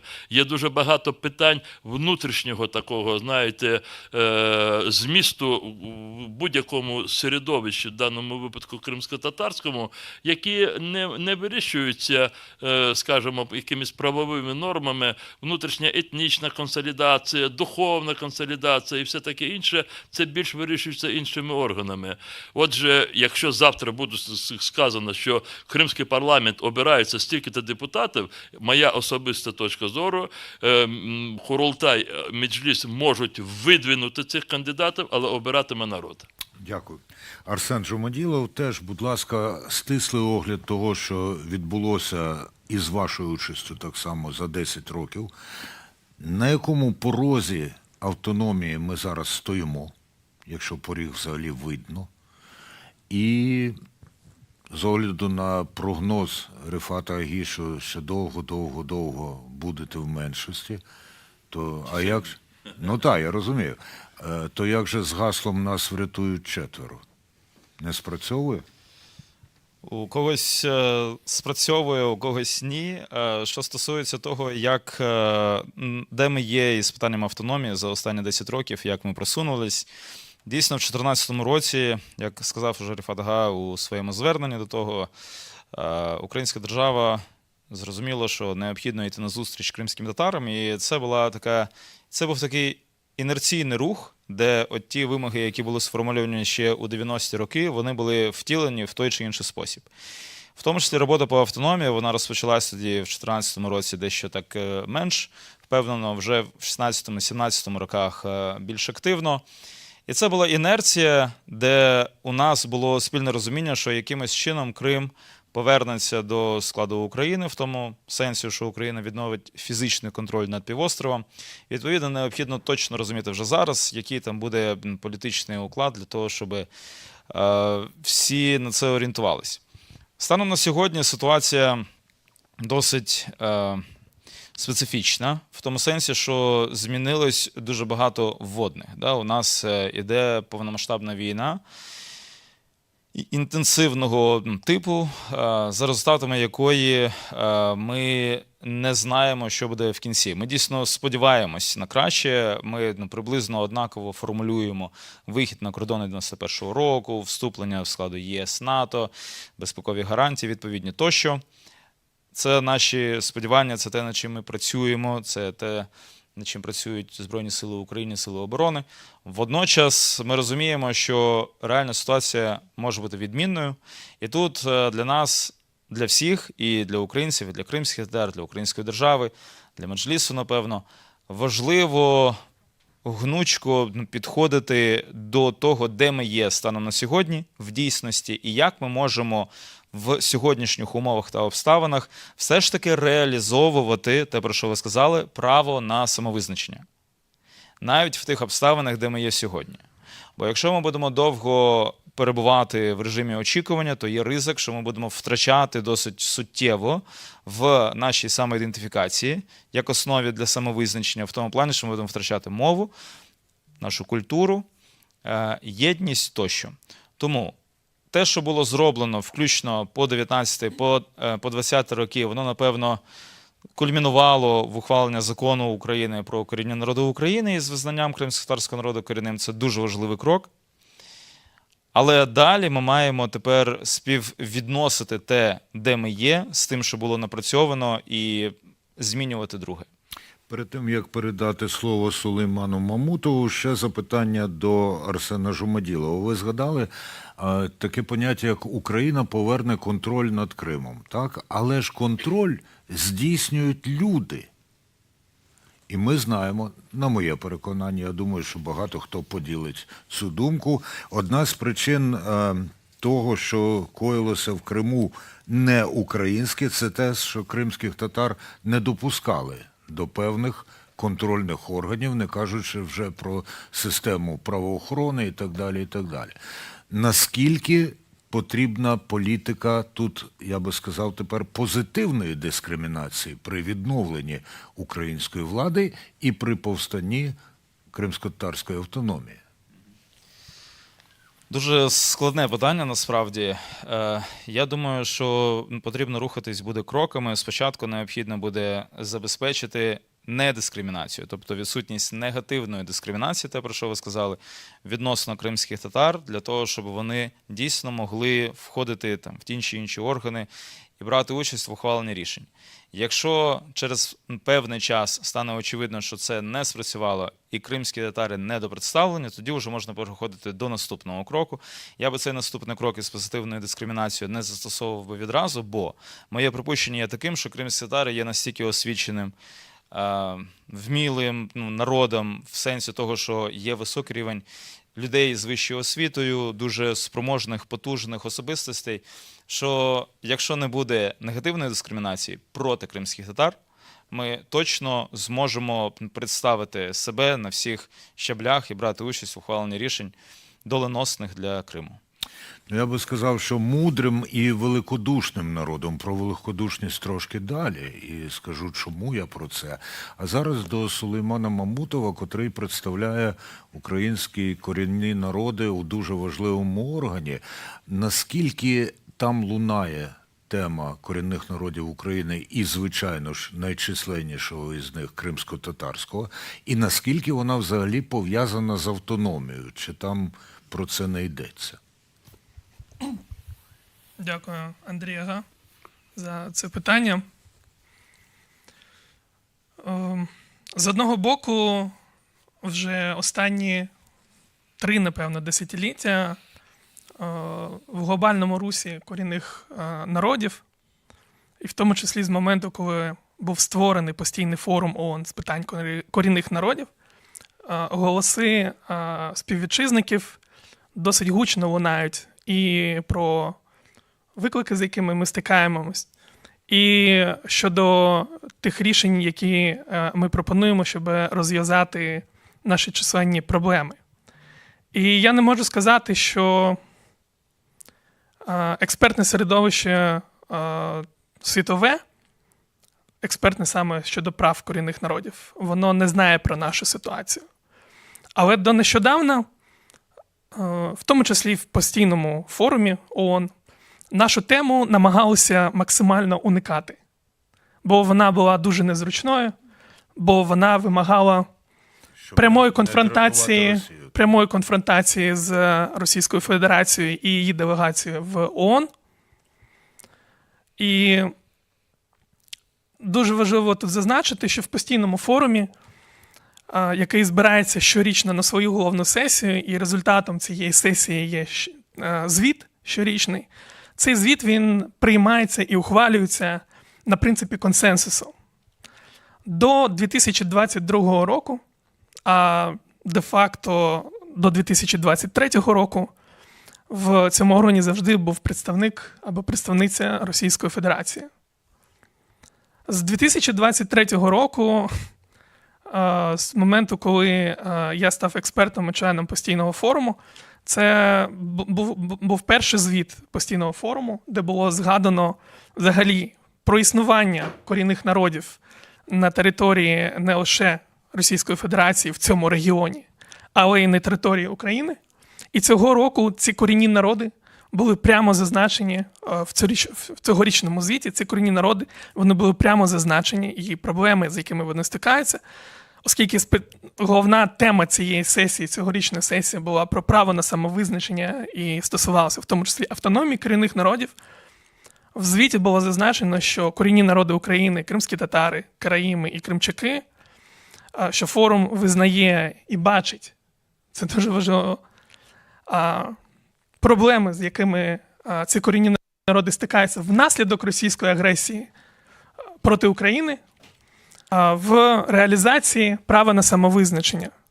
І я хочу сказати, що кожне слово в цьому пункті давалося не дуже легко, а насправді максимально складно, бо ти маєш переконати 15 експертів з усього світу, чому це важливо, чому це актуально, чому взагалі ми є корінними народами, і чому питання колонізації, воно було не лише була вода і океан, а питання колонізації дуже гостро стоїть, в тому числі і в цьому регіоні.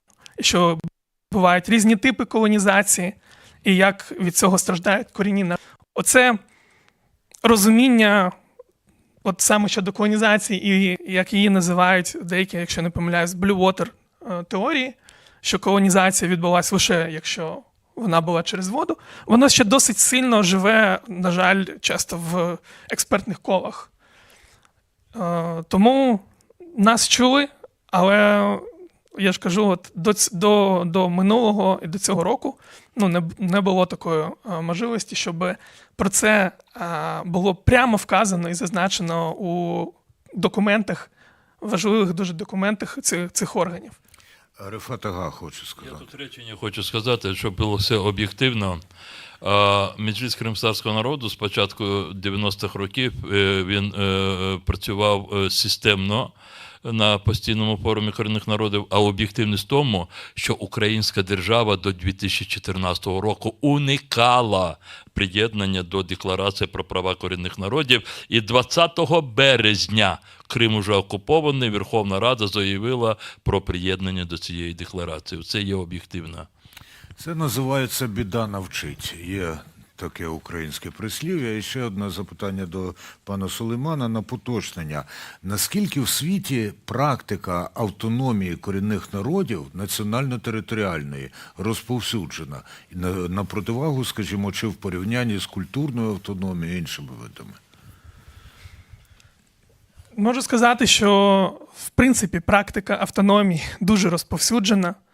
І головне, що потрібно тут знати, висновок, до якого я дійшов протягом багатьох років вивчення цієї теми, немає якогось універсального і єдиного рецепту створення автономії. Його просто не може існувати, тому що ситуація в усіх країнах дуже відрізняється.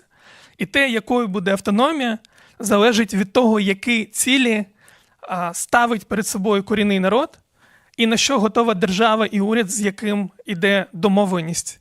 Це питання перемовин.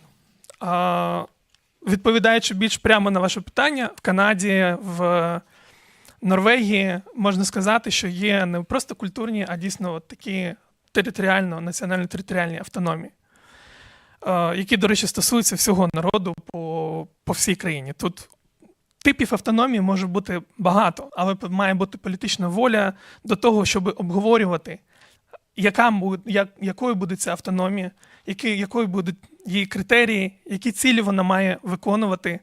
Тут, насправді, мені здається, порівну роль і корінного народу, і його представницьких органів, бо з одного боку ідеальний варіант, коли корінний народ має чітке бачення і чітке розуміння, що саме він хоче від цієї автономії і пропонує готове рішення. Це було висновком моєї дослідницької роботи, в тому числі в межах форуму.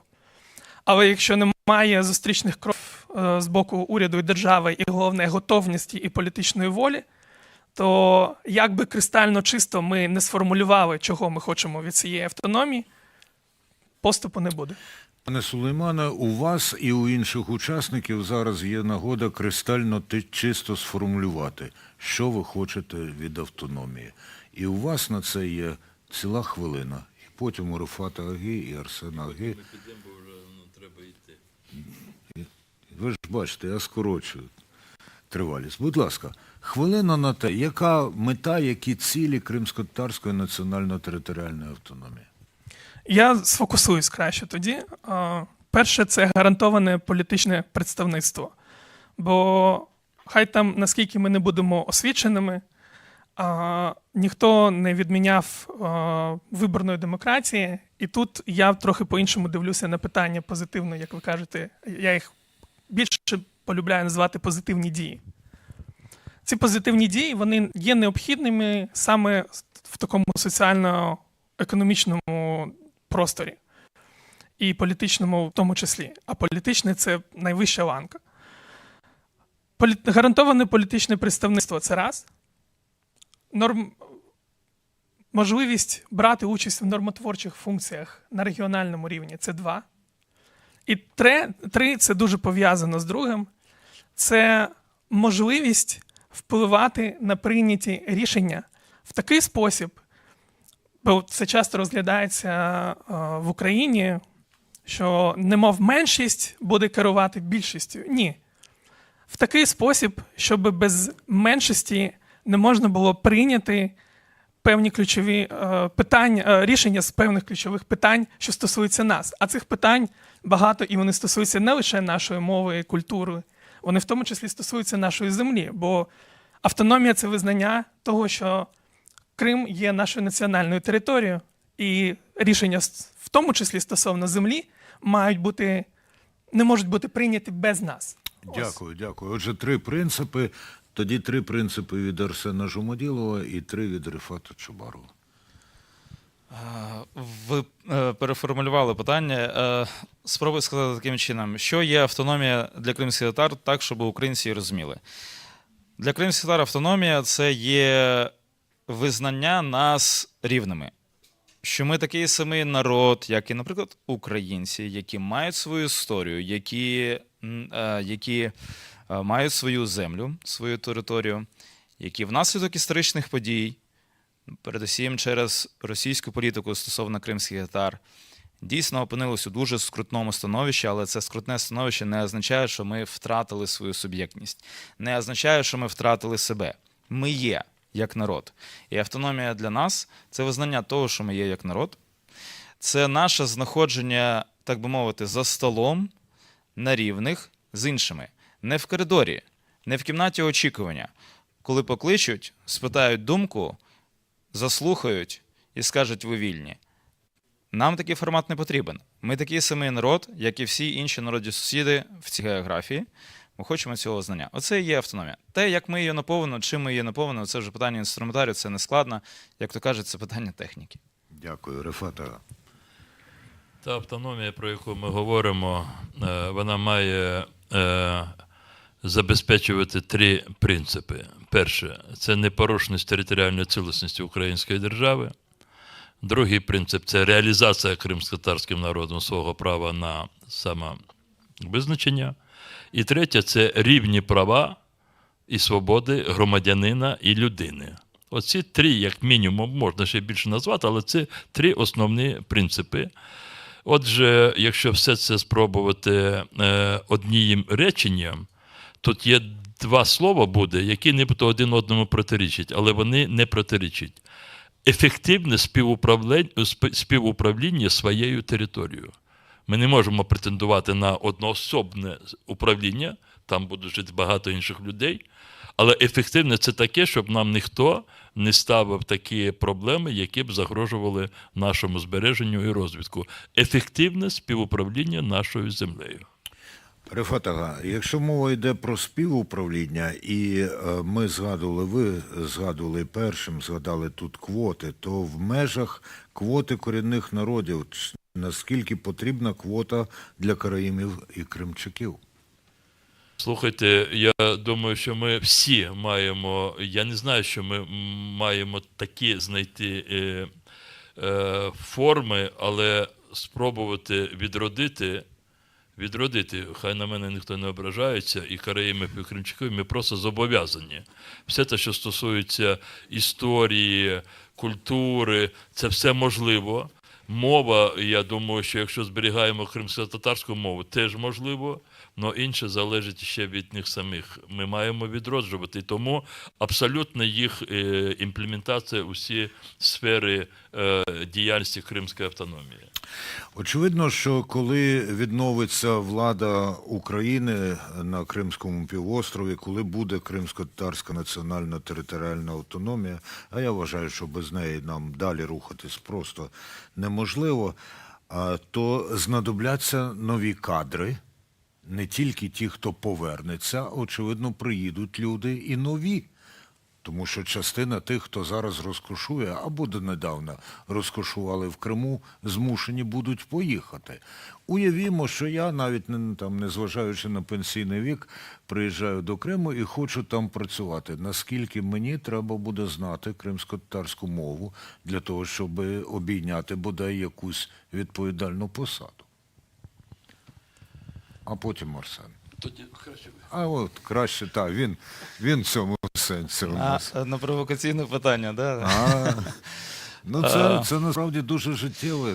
Якщо ви говорите про посаду в органах державної влади або місцевого самоврядування, скоріш за все, для вас так буде хороша новина, вам необхідно буде її знати. І вам необхідно буде її вивчити, зможете комунікувати, розуміти, про що говорить людина, яка звертається до вас кримською мовою.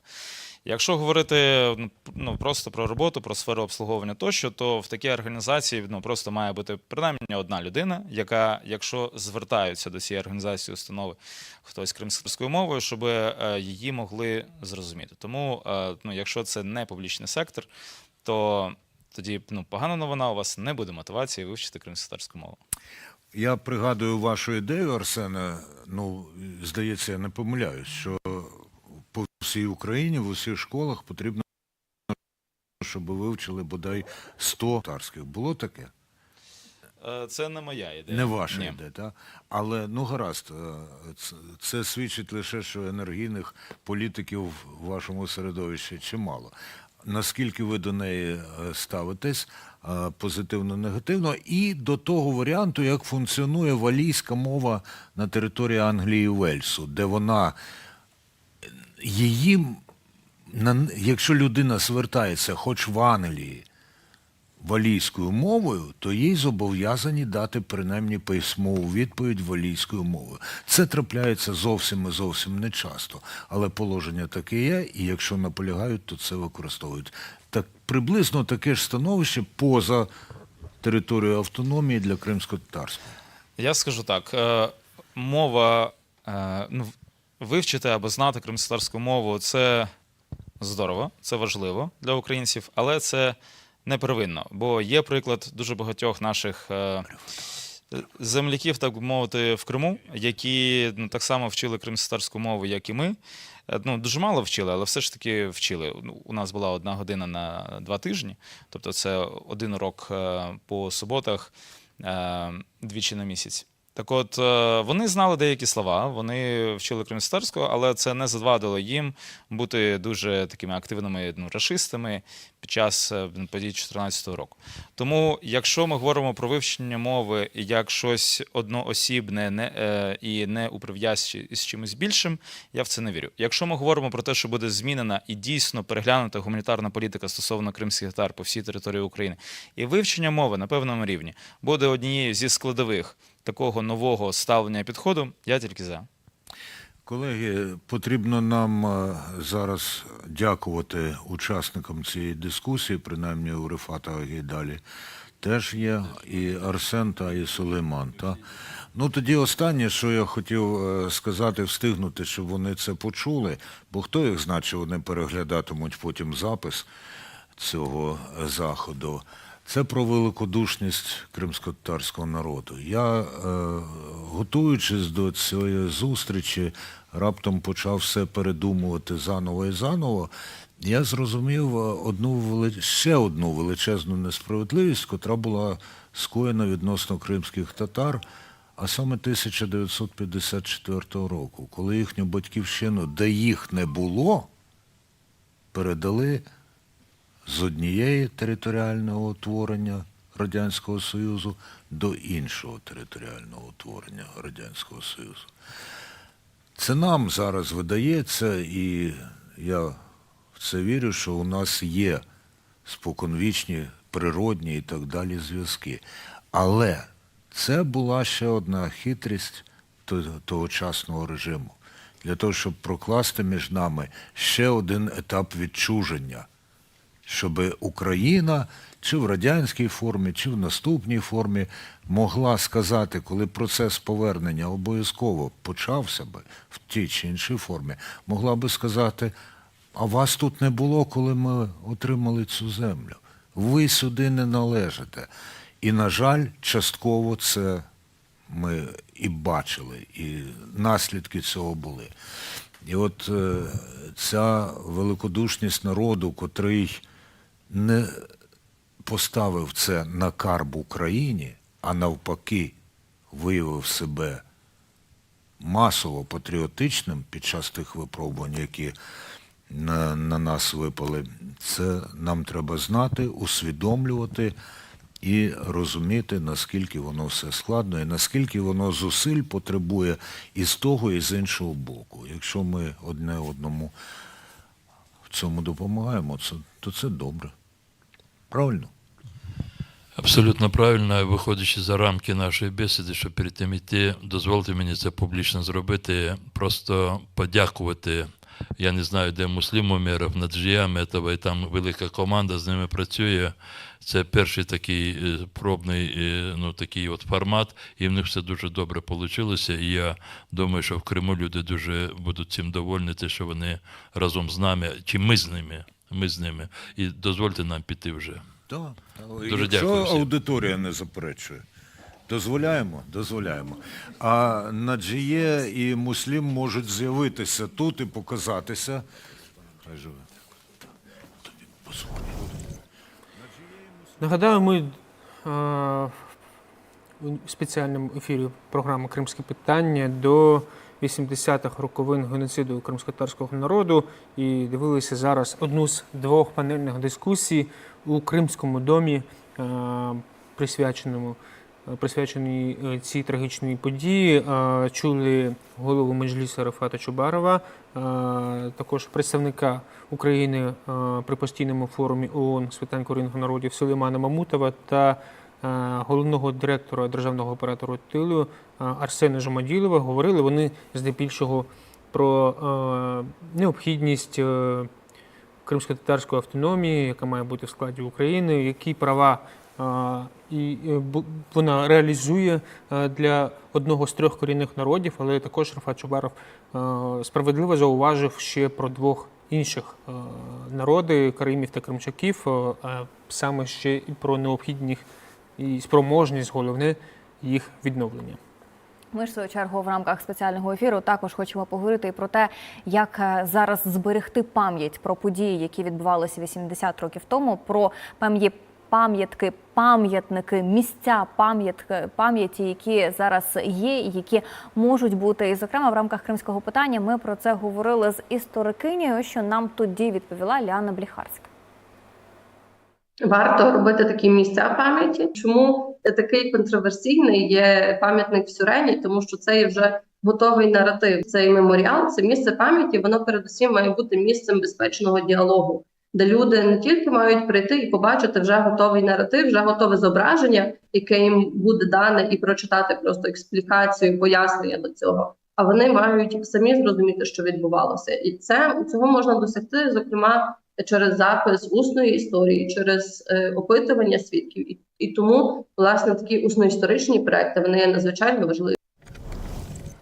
Руслане, якщо ми говоримо про пам'ятки, от на твою думку, як пам'ятник, і чи має взагалі це бути в форматі пам'ятника тим подіям, які відбувалися 80 років тому, чи це має бути якесь місце, таке вшанування пам'яті тих, хто загинув під час цієї депортації? Я думаю, що це може бути поєднанням і того, і іншого елементу. Насправді, так само, як ми бачили меморіальні якісь комплекси для вшанування жертв Голокосту або Голодомору, зокрема у Польщі. Я думаю, що воно один одному не заперечує. Але більше тут важливий контекст того, які наративи міститимуть якраз такі місця, такий меморіал. От наша спікерка Лена Бліхарська якраз про це говорила. І в тому комплексі, який ми маємо зараз на території окупованого Криму, на жаль, це, мабуть, єдиний на території України найбільший меморіальний комплекс, збудований на окупованій території нашими ворогами. І ми можемо просто бачити, який контекст вони заклали туди. По-перше, росіяни, вони уникають визнання того, що ті події 18-20 травня 1944 року, які були вчинені щодо кримських татар, що це є саме геноцидом. Вони називають цей процес переселенням і взагалі розмовають, говорять, що це взагалі переселення там багатьох кримських народів. Звісно, що вони тут нівелюють взагалі трагедію депортації самих кримських татар, як масову депортацію корінного народу. Але до того можна згадати і депортацію, наприклад, німців в 41-му, італійців і інших представників інших народів. Вони тоді називали це очищенням Криму від спецконтингенту і шпигунів. Таким чином воно все називалося тоді радянським режимом. Але якщо повертатися до цієї теми, от до пам'ятнику в Сюрені, дуже кидається в очі насправді те, що там зображено от на цьому барельєфі, якщо це правильно так назвати, там немає контексту розуміння. Тобто люди зображені, які, якщо остання родина називається, якщо не помиляюся саме цей елемент, вони відправляються у вагон в якийсь шлях. Немає зображення і натяку на радянських солдатів, немає зображення і натяку на насильницький характер цих дій в цілому. Тоді, як я вважаю, що такі меморіальні комплекси, окрім того, що вони можуть бути місцями вшанування, окрім того, що вони можуть бути місцями збереження пам'яті і інформування наступних поколінь про те, що відбулося, вони мають розповідати про той характер дій, які вчинялися в цьому випадку конкретно до кримських татар, до корінного народу. Я не вбачаю в цьому пам'ятнику саме насильницький характер, зображення насильницького характеру дій радянської влади. Разом з тим, поки ми на території України не маємо іншого пам'ятника, який би відображав реальні події, реальну історію і ті наративи, які дійсно були, ми маємо окремі заходи на території нашої країни. Зокрема, вони були в Києві, і також вони були і в Одесі. Там був такий захід-перформанс до Дня пам'яті жертв геноциду кримсько-татарського народу. І, зокрема, це була така театралізована постановка з демонстрацією процесу депортації від Українського драматичного театру та інсталяція у залізничному вагоні, яка демонструвала середовище, в якому у 80-х роках, 80 років тому радянський режим депортував кримських татар з рідної землі. Як це відбувалося сьогодні в Одесі, ви можете, зокрема, і бачити. І також відбувалися різні інші меморіальні процеси, зокрема у Львові. Ми вже згадували про Ляну Бріхарську, вона наукова співробітниця музею «Територія терору». В них також сьогодні відбувалося відкриття іншої експозиції якраз щодо депортації кримських татар. І поки ми чекаємо, зокрема, і на продовження трансляції, там має бути друга панельне обговорення, друга дискусія, ми можемо повернутися до тих виступів, які були на самому початку. І, зокрема, Ахтем Сейтаблаєв там також висловлювався, і можемо його почути. Сучасна Росія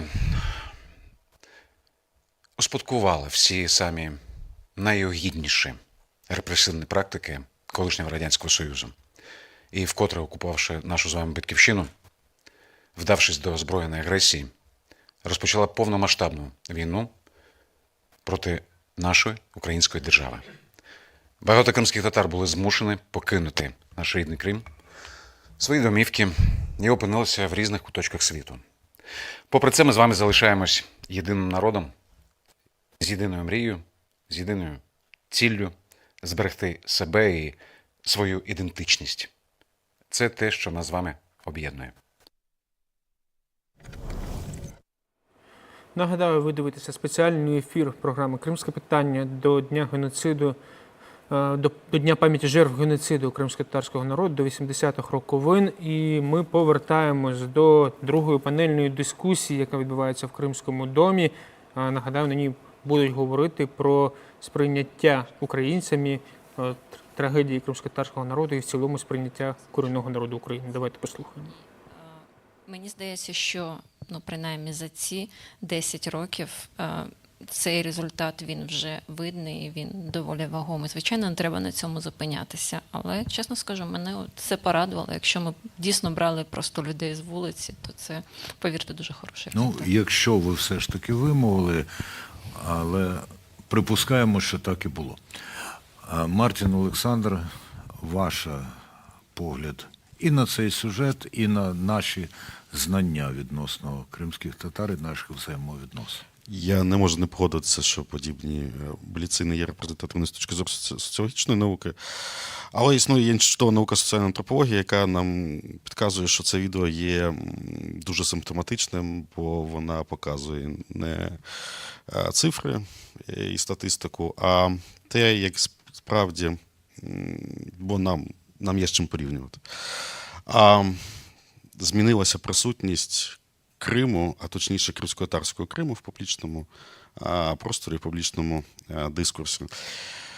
Серед усього цього різноманіття відповідей, які ми почули, деякі з них були неймовірно ґрунтовні, глибокі, які не можуть не тішити. Але найбільше мені сподобалася одна з перших відповідей, там, де чоловік сказав про депортацію кримського народу. Це на продовження нашої попередньої панелі про суб'єктність, про автономію. Це також до іншої дискусії, яка сьогодні, до іншого питання, яке сьогодні піднімалось про саму назву народу, про вкоріненість цього народу в цю землю, власну батьківщину і право на цю землю, кримський народ, кримські татари. Мені це справді щиро дуже сподобалось. Чому кримських татар і теми депортації, їхньої травми, закликів до взаєморозуміння не було раніше?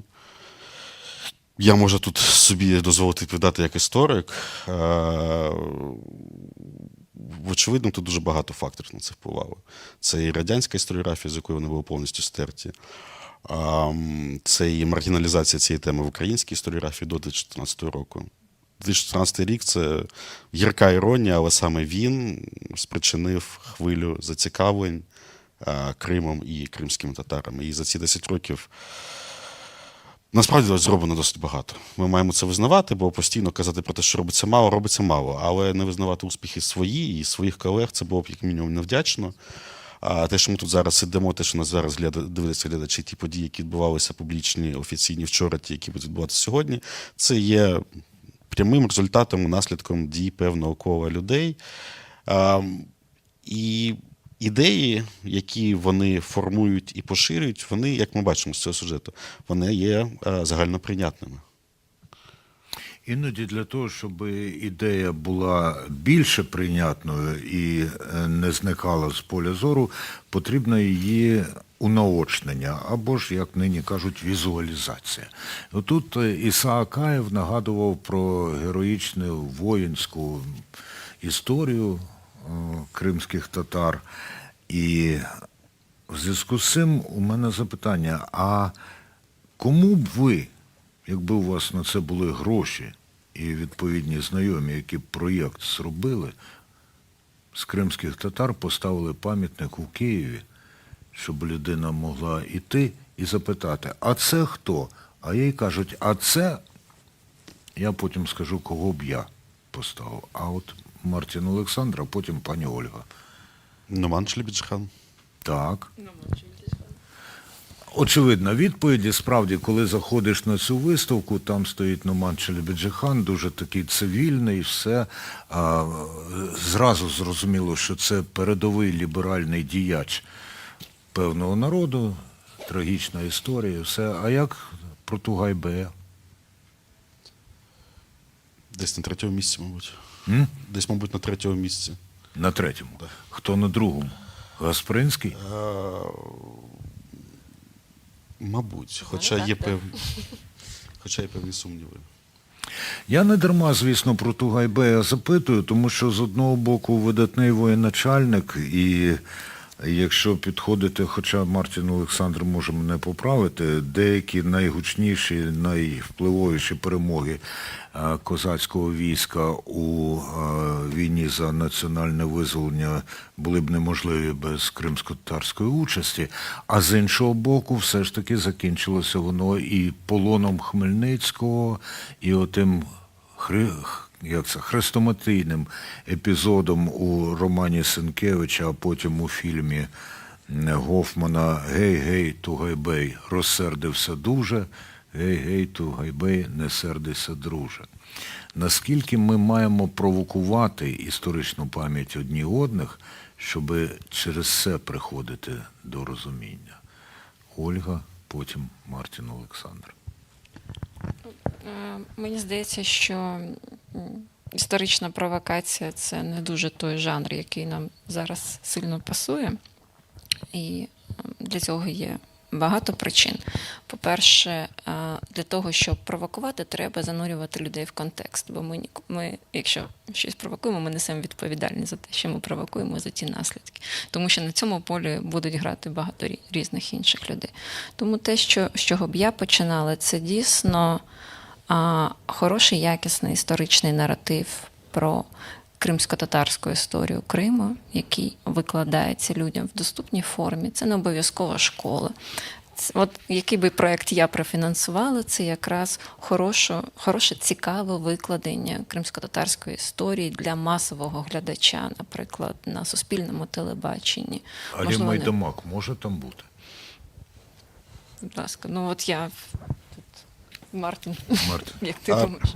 Я згоден, що в форматі провокації це точно не повинно відбуватися. В той самий час неможливо заперечувати потребу в опануванні цих тем або питань, задурених в наше минуле, які можуть бути підставою для провокації.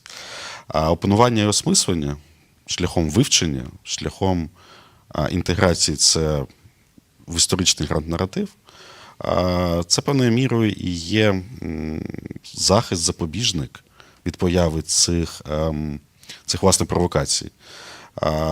І історія ранньомодерна, історія козаччини, Кримського ханства – це не єдина тема, яка може бути гострою чи конфліктною. Ви сьогодні згадували про 54-й рік, і друга половина ХХ століття, вона теж насичена, до речі, не без участі нашого ворога, якого ми зазвичай вимушені звинувачувати в поширенні антиісторичних наративів. Таких тем вистачає. І це нормально для поліфонії історії. І навпаки, краще, що вони є. Вони доповнюють наш досвід. Досвід не тільки взаємодопомоги, але загалом досвід співіснування на цих теренах, на теренах півдня України, на теренах степової цивілізації. Я тут можу говорити з пані Олею, що потрібен продукт, який дозволить широку аудиторію залучати в якісні знання про історію. Не посередні, не ворожі, не провокативні, а саме якісні. Але тому ми маємо слід розуміти, що якісний популярний продукт не з'явиться без якісної фахової літератури історичної. І з цим ми маємо величезну проблему. У нас істориків, кримських істориків, які опікуються Кримом, їх можна порахувати на пальці одні руки, а після 24-22 року їх стало ще менше з об'єктивних причин. І це сумно.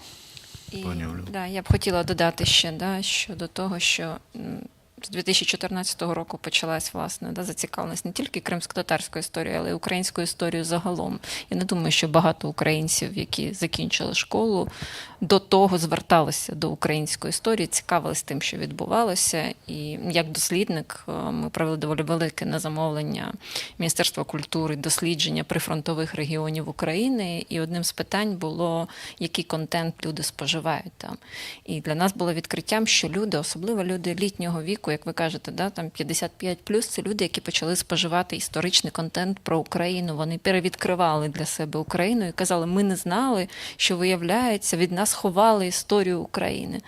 Тож ми зараз знаходимося в тій цікавій точці, коли українці ще не осягнули свою історію. Тому і вони її можуть осягнути, як і каже Мартін, в поліфонію цих сенсів, коли вони одночасно осягнуті історію кримсько-татарського народу. Але створювати провокації, поки ми самі ще свою історію доволі протирічно.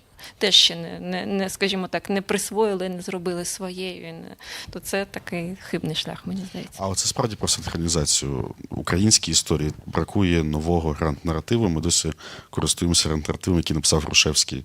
А кримським татарам загалом бракує гранд-наративу, який був не написаний свого часу через перепони об'єктивні. Ця синхронізація процесів може бути на руку нам всім. Ми можемо писати це разом і зараз. Мені свого часу довелося долати великі упередження відносно кримських татар і їхньої ролі в українській історії, тому що я уже навіть не зрілого, а поза зрілого віку і начитався всякого свого часу. А що вам довелося долати? Ну от я тоді зізнаюся, я вважав, що кримські татари – це споконвічні вороги українського народу, які постійно нападали, грабували, забирали в Ясир і так далі, і так далі. Та відносно 44-го року і ніколи не вірив, не поділяв, завжди знав, що це радянська брехня і так далі. А от то, А що вам довелося долати, якщо довелося долати на шляху до розуміння і порозуміння? Я розкажу свою історію, вона в мене цікава. Я жила в Криму з 9 класу. До того я мешкала в місті Мелітополь. І коли я переїхала, мої батьки будували будинок біля Симферополя, і ми жили в оточенні кримсько-татарських родин, які теж в той час будували свої будинки.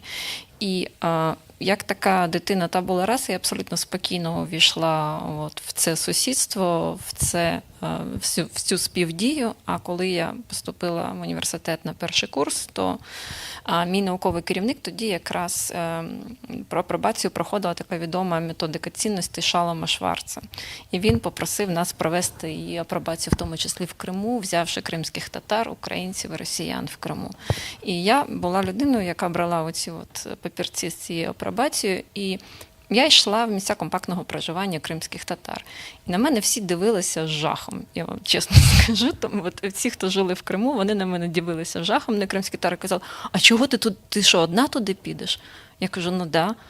Ти каже: ні, туди не треба ходити, ти ж молода дівчина. Я кажу: ну так і що?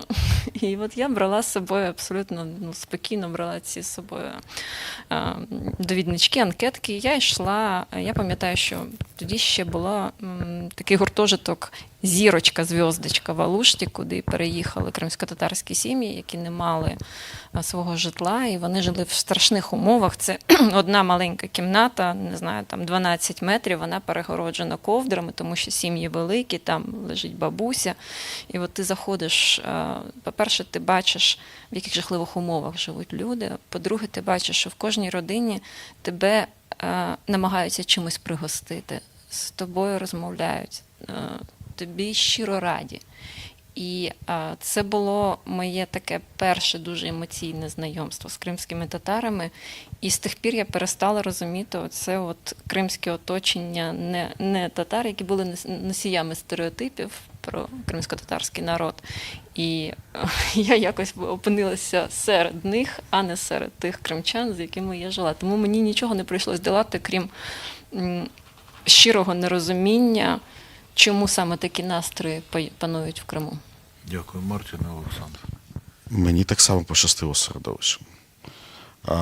З колом спілкування і з родиною це був, мабуть, середина 90-х. В Криму тоді відкривалися факультативні класи з вивчення кримсько-татарської мови. Я пам'ятаю, мене батько тоді записав, сказав, що маєш вчити, бо живемо в Криму.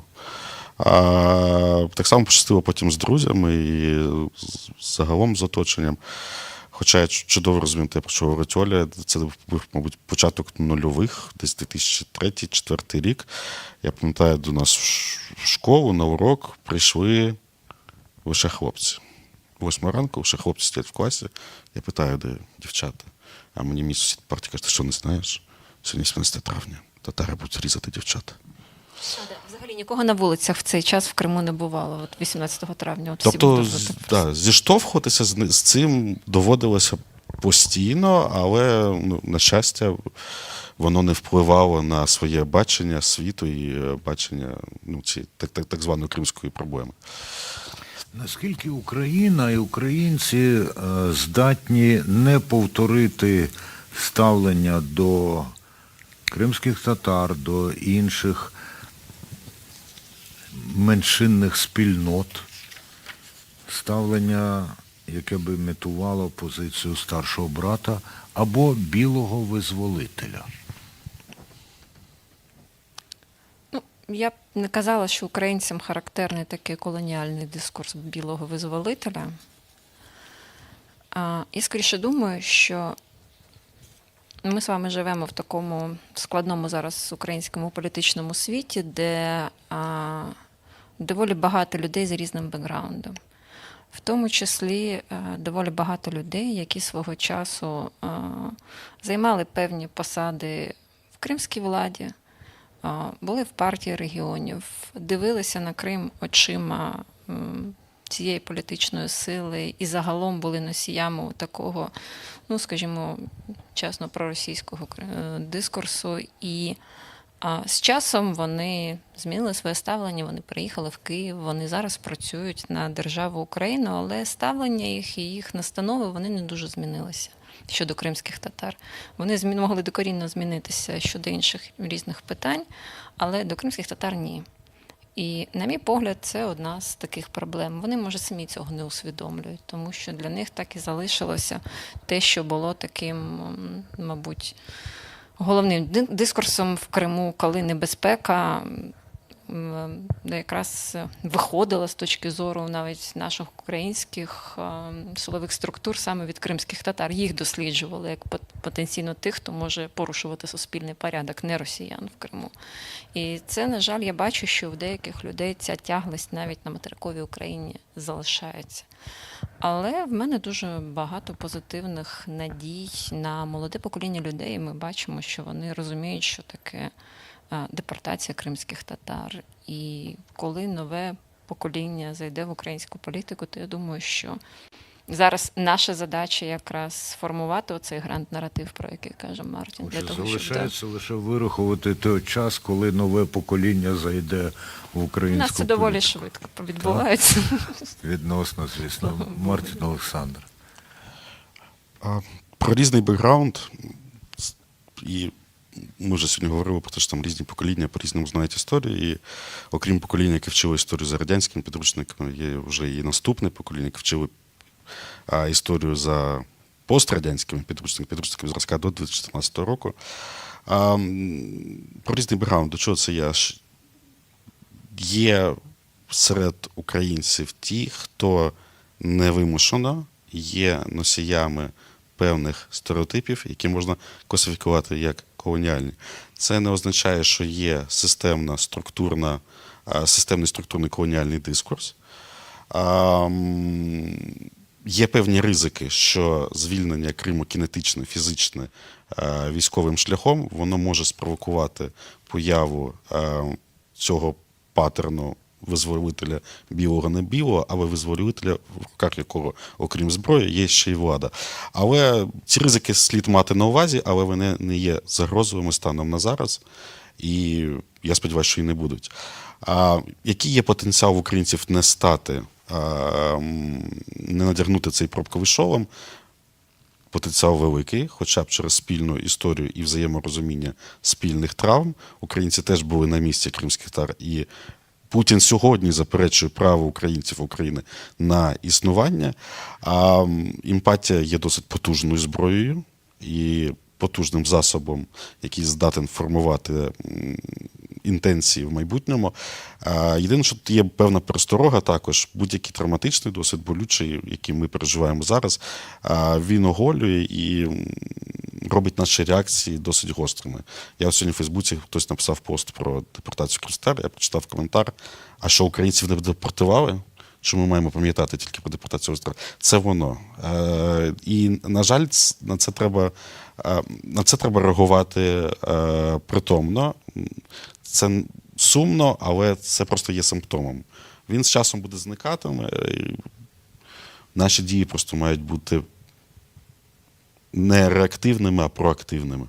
Я б казала, що навіть не дискурс колоніальний нам загрожує. Нам загрожує дискурс, який можна було б умовно назвати дискурсом безпеки і справедливості. От що після деокупації Криму для українців буде безпечним, а тут можуть бути різні варіанти, як стосовно майбутнього Криму. А другий момент, що для них буде справедливим після деокупації Криму. От ці два треки, мені здаються, більш вірогідними, ніж колоніальний якийсь дискурс щодо кримських татар і щодо Криму. Мартін, Олександра, як ви ставитесь до використання слова «орда» для позначення Росії і російського імперіалізму? Нейтрально. Тобто я його не використовую, але ніколи не буду вступати в битву за термін. Звичайно, тут є певний фльор, і певні терміни мають застосовуватися відповідно до контексту історичного часу, але я маю більш сформоване ставлення до використання інших термінів. Пані Ольго? Ну, я теж нейтрально до нього ставлюся. Я, в принципі, розрізняю різні типи дискурсів. Якщо це такий от емоційний дискурс, який дозволяє людині випустити емоції в соціальних мережах, ну, хай так називає.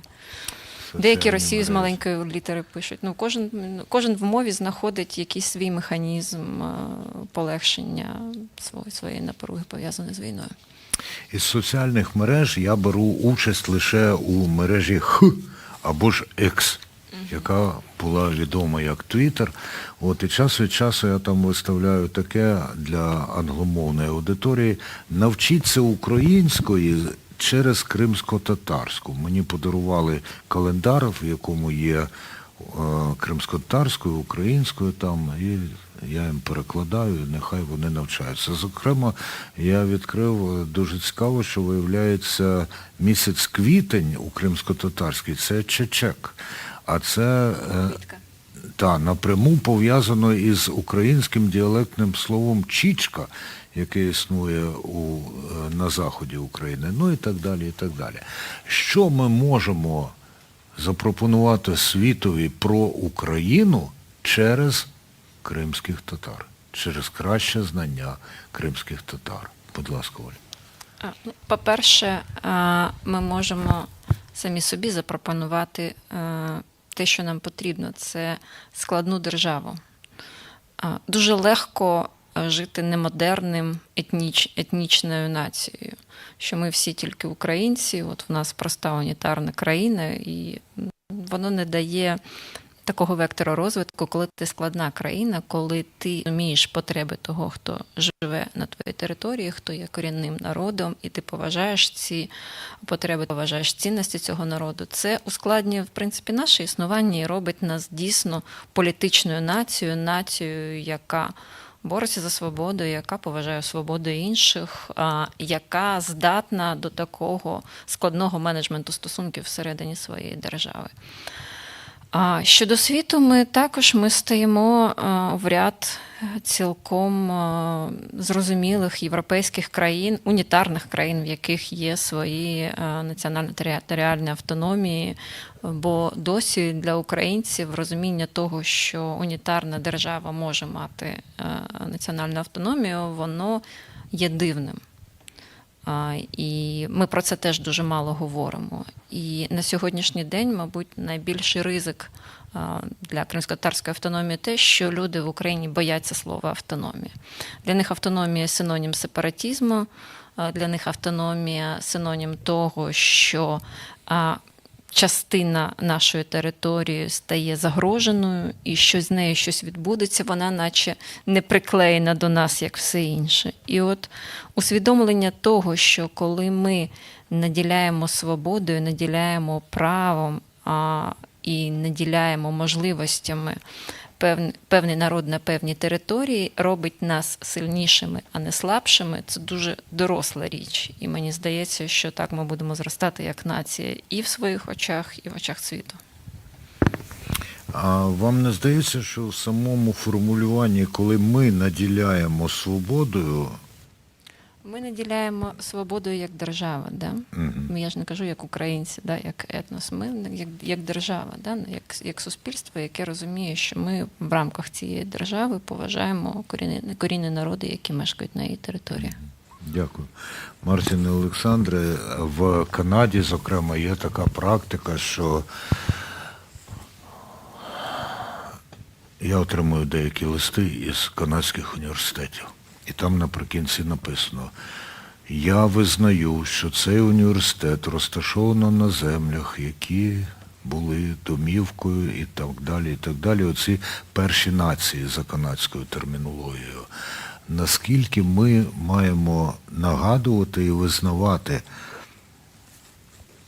першість кримськотатарського народу на тій території, не тільки на якій він зараз живе, а й на якій жили його предки раніше. Щоденно, не тільки 18 травня. Це насамперед стосується нашої мови.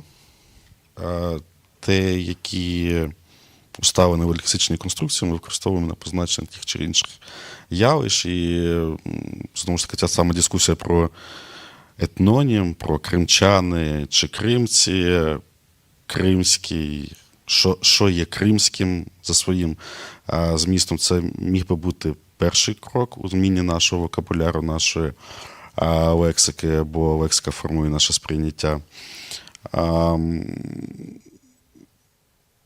Канадський досвід є цінним, безумовно цінним, але відповідаючи на ваше попереднє питання, мені здається, я хочу в це вірити, що Україна має потенціал зробити значний внесок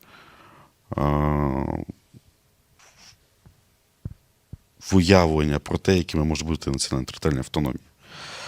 Складність випадку – це можливість. І те, як ми з цим викликом впораємося, це буде користю не тільки для нас, а й для глобального досвіду. Те саме стосується дискусій про постколоніалізм, які в усьому світі, вочевидь, буксують і знаходяться в кризовому становищі станом зараз.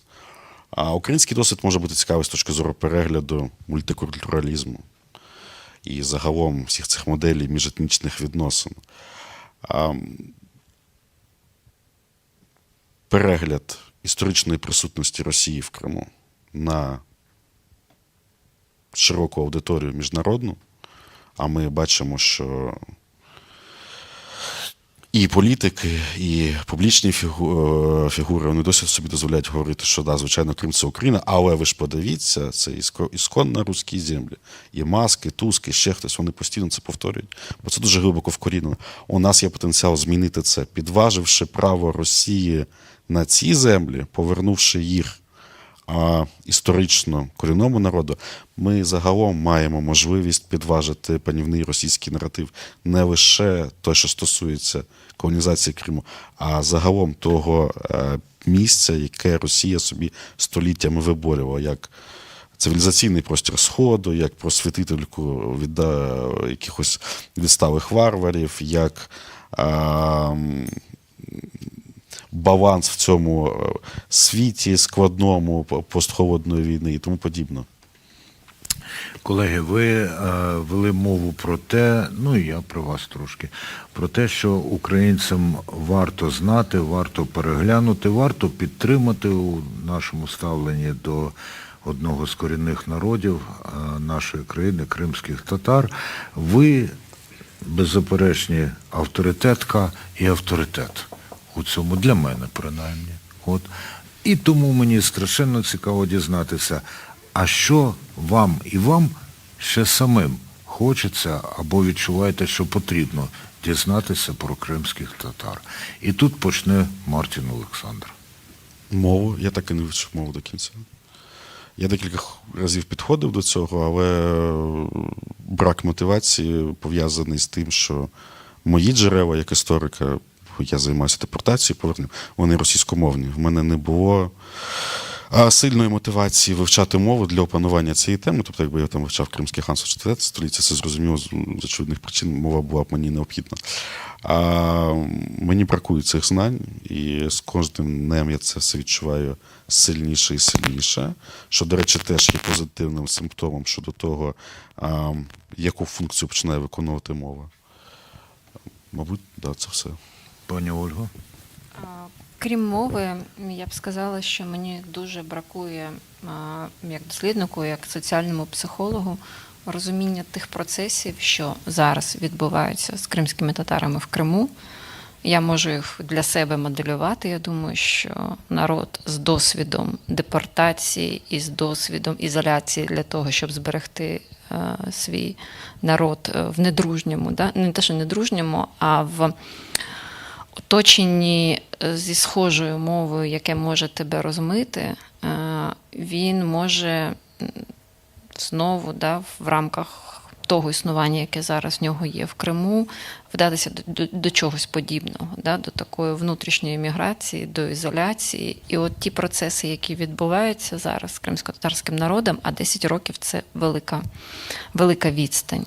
Ми знаємо, що кримсько-татарські діти, вони отримують ціннісну освіту в родині, а не в школі. І це, мабуть, добре, що так традиційно пішло, тому що російська школа, вона потужна машина пропаганди зараз в Криму. Але дуже багато різних процесів там зараз можуть відбуватися, і ми маємо бути готові до того, що ми побачимо трошки інший кримсько-татарський народ після деокупації Криму. І от цього шматка знань дуже бракує сьогодні. Як надолужувати? Дуже обережними дослідженнями, дуже обережними розмовами з людьми, які зараз перебувають в Криму. І я завжди думаю про те, що буде після, і в мене нещодавно була така розмова для суспільного мовника. Ми розмовляли про те, що ось Крим деокупований, і ми повертаємося в Крим. І Крим повертається інформаційно, сутнісно в склад України. І ми маємо розуміти, що за ці 10 років українська нація дуже сильно змінилася. Ми не бачимо, як ми змінюємося. І ми зразка 2013 року собі б зараз не сподобалися. І я думаю, що нам потрібно буде дуже багато уваги, дуже багато терпіння і дуже підготовлене наше суспільство до того, яким буде Крим, коли ми його побачимо. Я думаю, що це дуже важливо. Мартіне, Олександре, перед тим, як я поставлю вам останнє запитання, може ви теж на цю тему висловитися? Ні, мені здається, повичерпна відповідь. Колеги, на самому початку я безуспішно намагався спровокувати пані Ольгу і пана Мартіна Олександра. Вони обидва дуже чітко сказали пам'ятник Номану Челебіджихану. Але одна справа висловлювати абстрактне побажання, а друге запустити процес. З чого, і гаразд, я готовий теж за Номана Челебіджихана. А за кого ви хотіли? Давайте. За Тугай-Бея, я однозначно. Ні, я однозначно за Тугай-Бея, великий воїн, так, суперечливо, але приверне більше уваги насправді і пробудить більше інтересу до дослідження. З чого починати? Петиція на ім'я президента, оголошення підписки на збирання грошей, розмова з Віталієм Кличком чи просвітницька кампанія, щоб набрати якомога більше підтримки? Медіа та комунікації, так. Медіа та комунікації. Я вважаю, що коли ми маємо справу з територією міста і з простором, який належить людям, то ми спочатку по-чесному маємо дати інформацію людям. Будь-яка ініціатива, яка йде зверху, вона завжди не має під собою ніякого успіху. Ми маємо створити оце середовище, в якому люди розуміють, чому саме тут буде стояти пам'ятник цій людині. І тоді це принесе, навіть якщо пам'ятник довгий час не буде стояти, але це будуть обговорювати, це вже пам'ятник. А в Кримському домі буде виставка макетів. Да, наприклад, да. Можливих проєктів. А чому б не тільки в Кримському домі, не знаю, там в Укрпошті, в якомусь місці, де дійсно багато людей проходить, да, і вони бачать на ЖД-вокзалі, наприклад. Да? Ну, це має Ні, бути туди такі... важко потрапити через всі ці металеві рамки. Можна спробувати там, де Україна в мініатюрі на гідропарку. До речі, там є кілька відтворень кримських об'єктів. Я от до свого сорому не знаю, куди сьогодні кримські татари несуть квіти, і де в нас пам'ятне місто символічне в Києві. От зараз відбувається його відкриття неподалік, біля музею Голодомору. От, власне, я сьогодні їхала і думала, що для мене от немає цього символічного місця. Добре, що воно з'являється. Прямо зараз триває його. Колеги, можливо, ви трошки підмерзли, і тому у вас є зараз нагода зігрітися, нагородивши бурхливими оплесками Мартіна Олександра Кислого і Ольгу Духніч. А я так. Ну, серйозно, дуже-дуже вам дякую. Мали можливість почути другу панельну дискусію з Кримського дому в день 80-го роковин геноциду кримськотатарського народу. Чули дослідника історії кримських татар Мартіна Олександра Кислого та психологиню і журналістку Ольгу Духніч. Говорили вони про взаємопорозуміння між українцями та кримськими татарами. Ну, зокрема, під час свого виступу на самому початку трансляції Алім Алієв також казав про цю взаємодію, і він звертався до української держави. Я хочу звернутися до української держави. Кримські татари не чужі. Кримські татари свої. І своїм теж потрібна підтримка. Як кримські татари протягом всіх років незалежності України давали і дають цю підтримку. Тому поновлення колективних політичних прав кримських татар – це важлива для нас підтримка. Ідентичність, мова, культура, релігія, інституції, які працюють над розвитком цього, їх потрібно підтримувати. Бо після деокупації ми маємо їх, очевидно, перенести до Криму. Також під час цього жалобного заходу в Кримському домі виступав Мурат Сулейманов, муфтій Духовного управління мусульман України Умма. Давайте послухаємо. Як ми знаємо, тиран, він може забрати все – дім, батьківщину, але ніхто ніколи не зможе забрати віру та любов до батьківщини. Тому наші бабусі та дідусі, вони зверталися до Всевишнього про захист та справедливість. І ми знаємо, що Всевишній він відповів на цю мольбу. Ми повернулися до Криму, ми відроджували нашу культуру, ми будували мечеті, виховували дітей. Але ми знаємо, зараз в нас є нові випробування. І ми знаємо, що Всевишній, він також відповість на наше дуа, на нашу молитву. Ми обов'язково повернемося до Криму та відновимо наше життя в рідному Криму. Нагадаю, ви дивитеся спеціальний ефір «Кримське питання» до 80-х роковин геноциду кримськотатарського народу. Сьогодні також ми мали нагоду подивитися і послухати представників кримськотатарського народу, військовослужбовців, громадських і політичних діячів. Вони всі виступали в Кримському домі, висловлювали свої емоції, думки, частина ділилися спогадами про ті жахливі події, чули чудові панельні дискусії. Хочу додати, що насправді депортація кримських татар – це сюргюн, вигнання. Це один з тих жахливих злочинів проти людства, який, на жаль, наша країна також відчула в ХХ столітті, також як і Голокост, і Голодомор. І депортація – це не просто подія, а процес, наслідки якого, на жаль, кримські татари відчувають досі. І дуже важливо, аби ми пам'ятали про ті події і більше дізнавалися про це. Передивитися цей ефір можна на YouTube-каналах Суспільне Крим. Побачимося вже в наступних ефірах.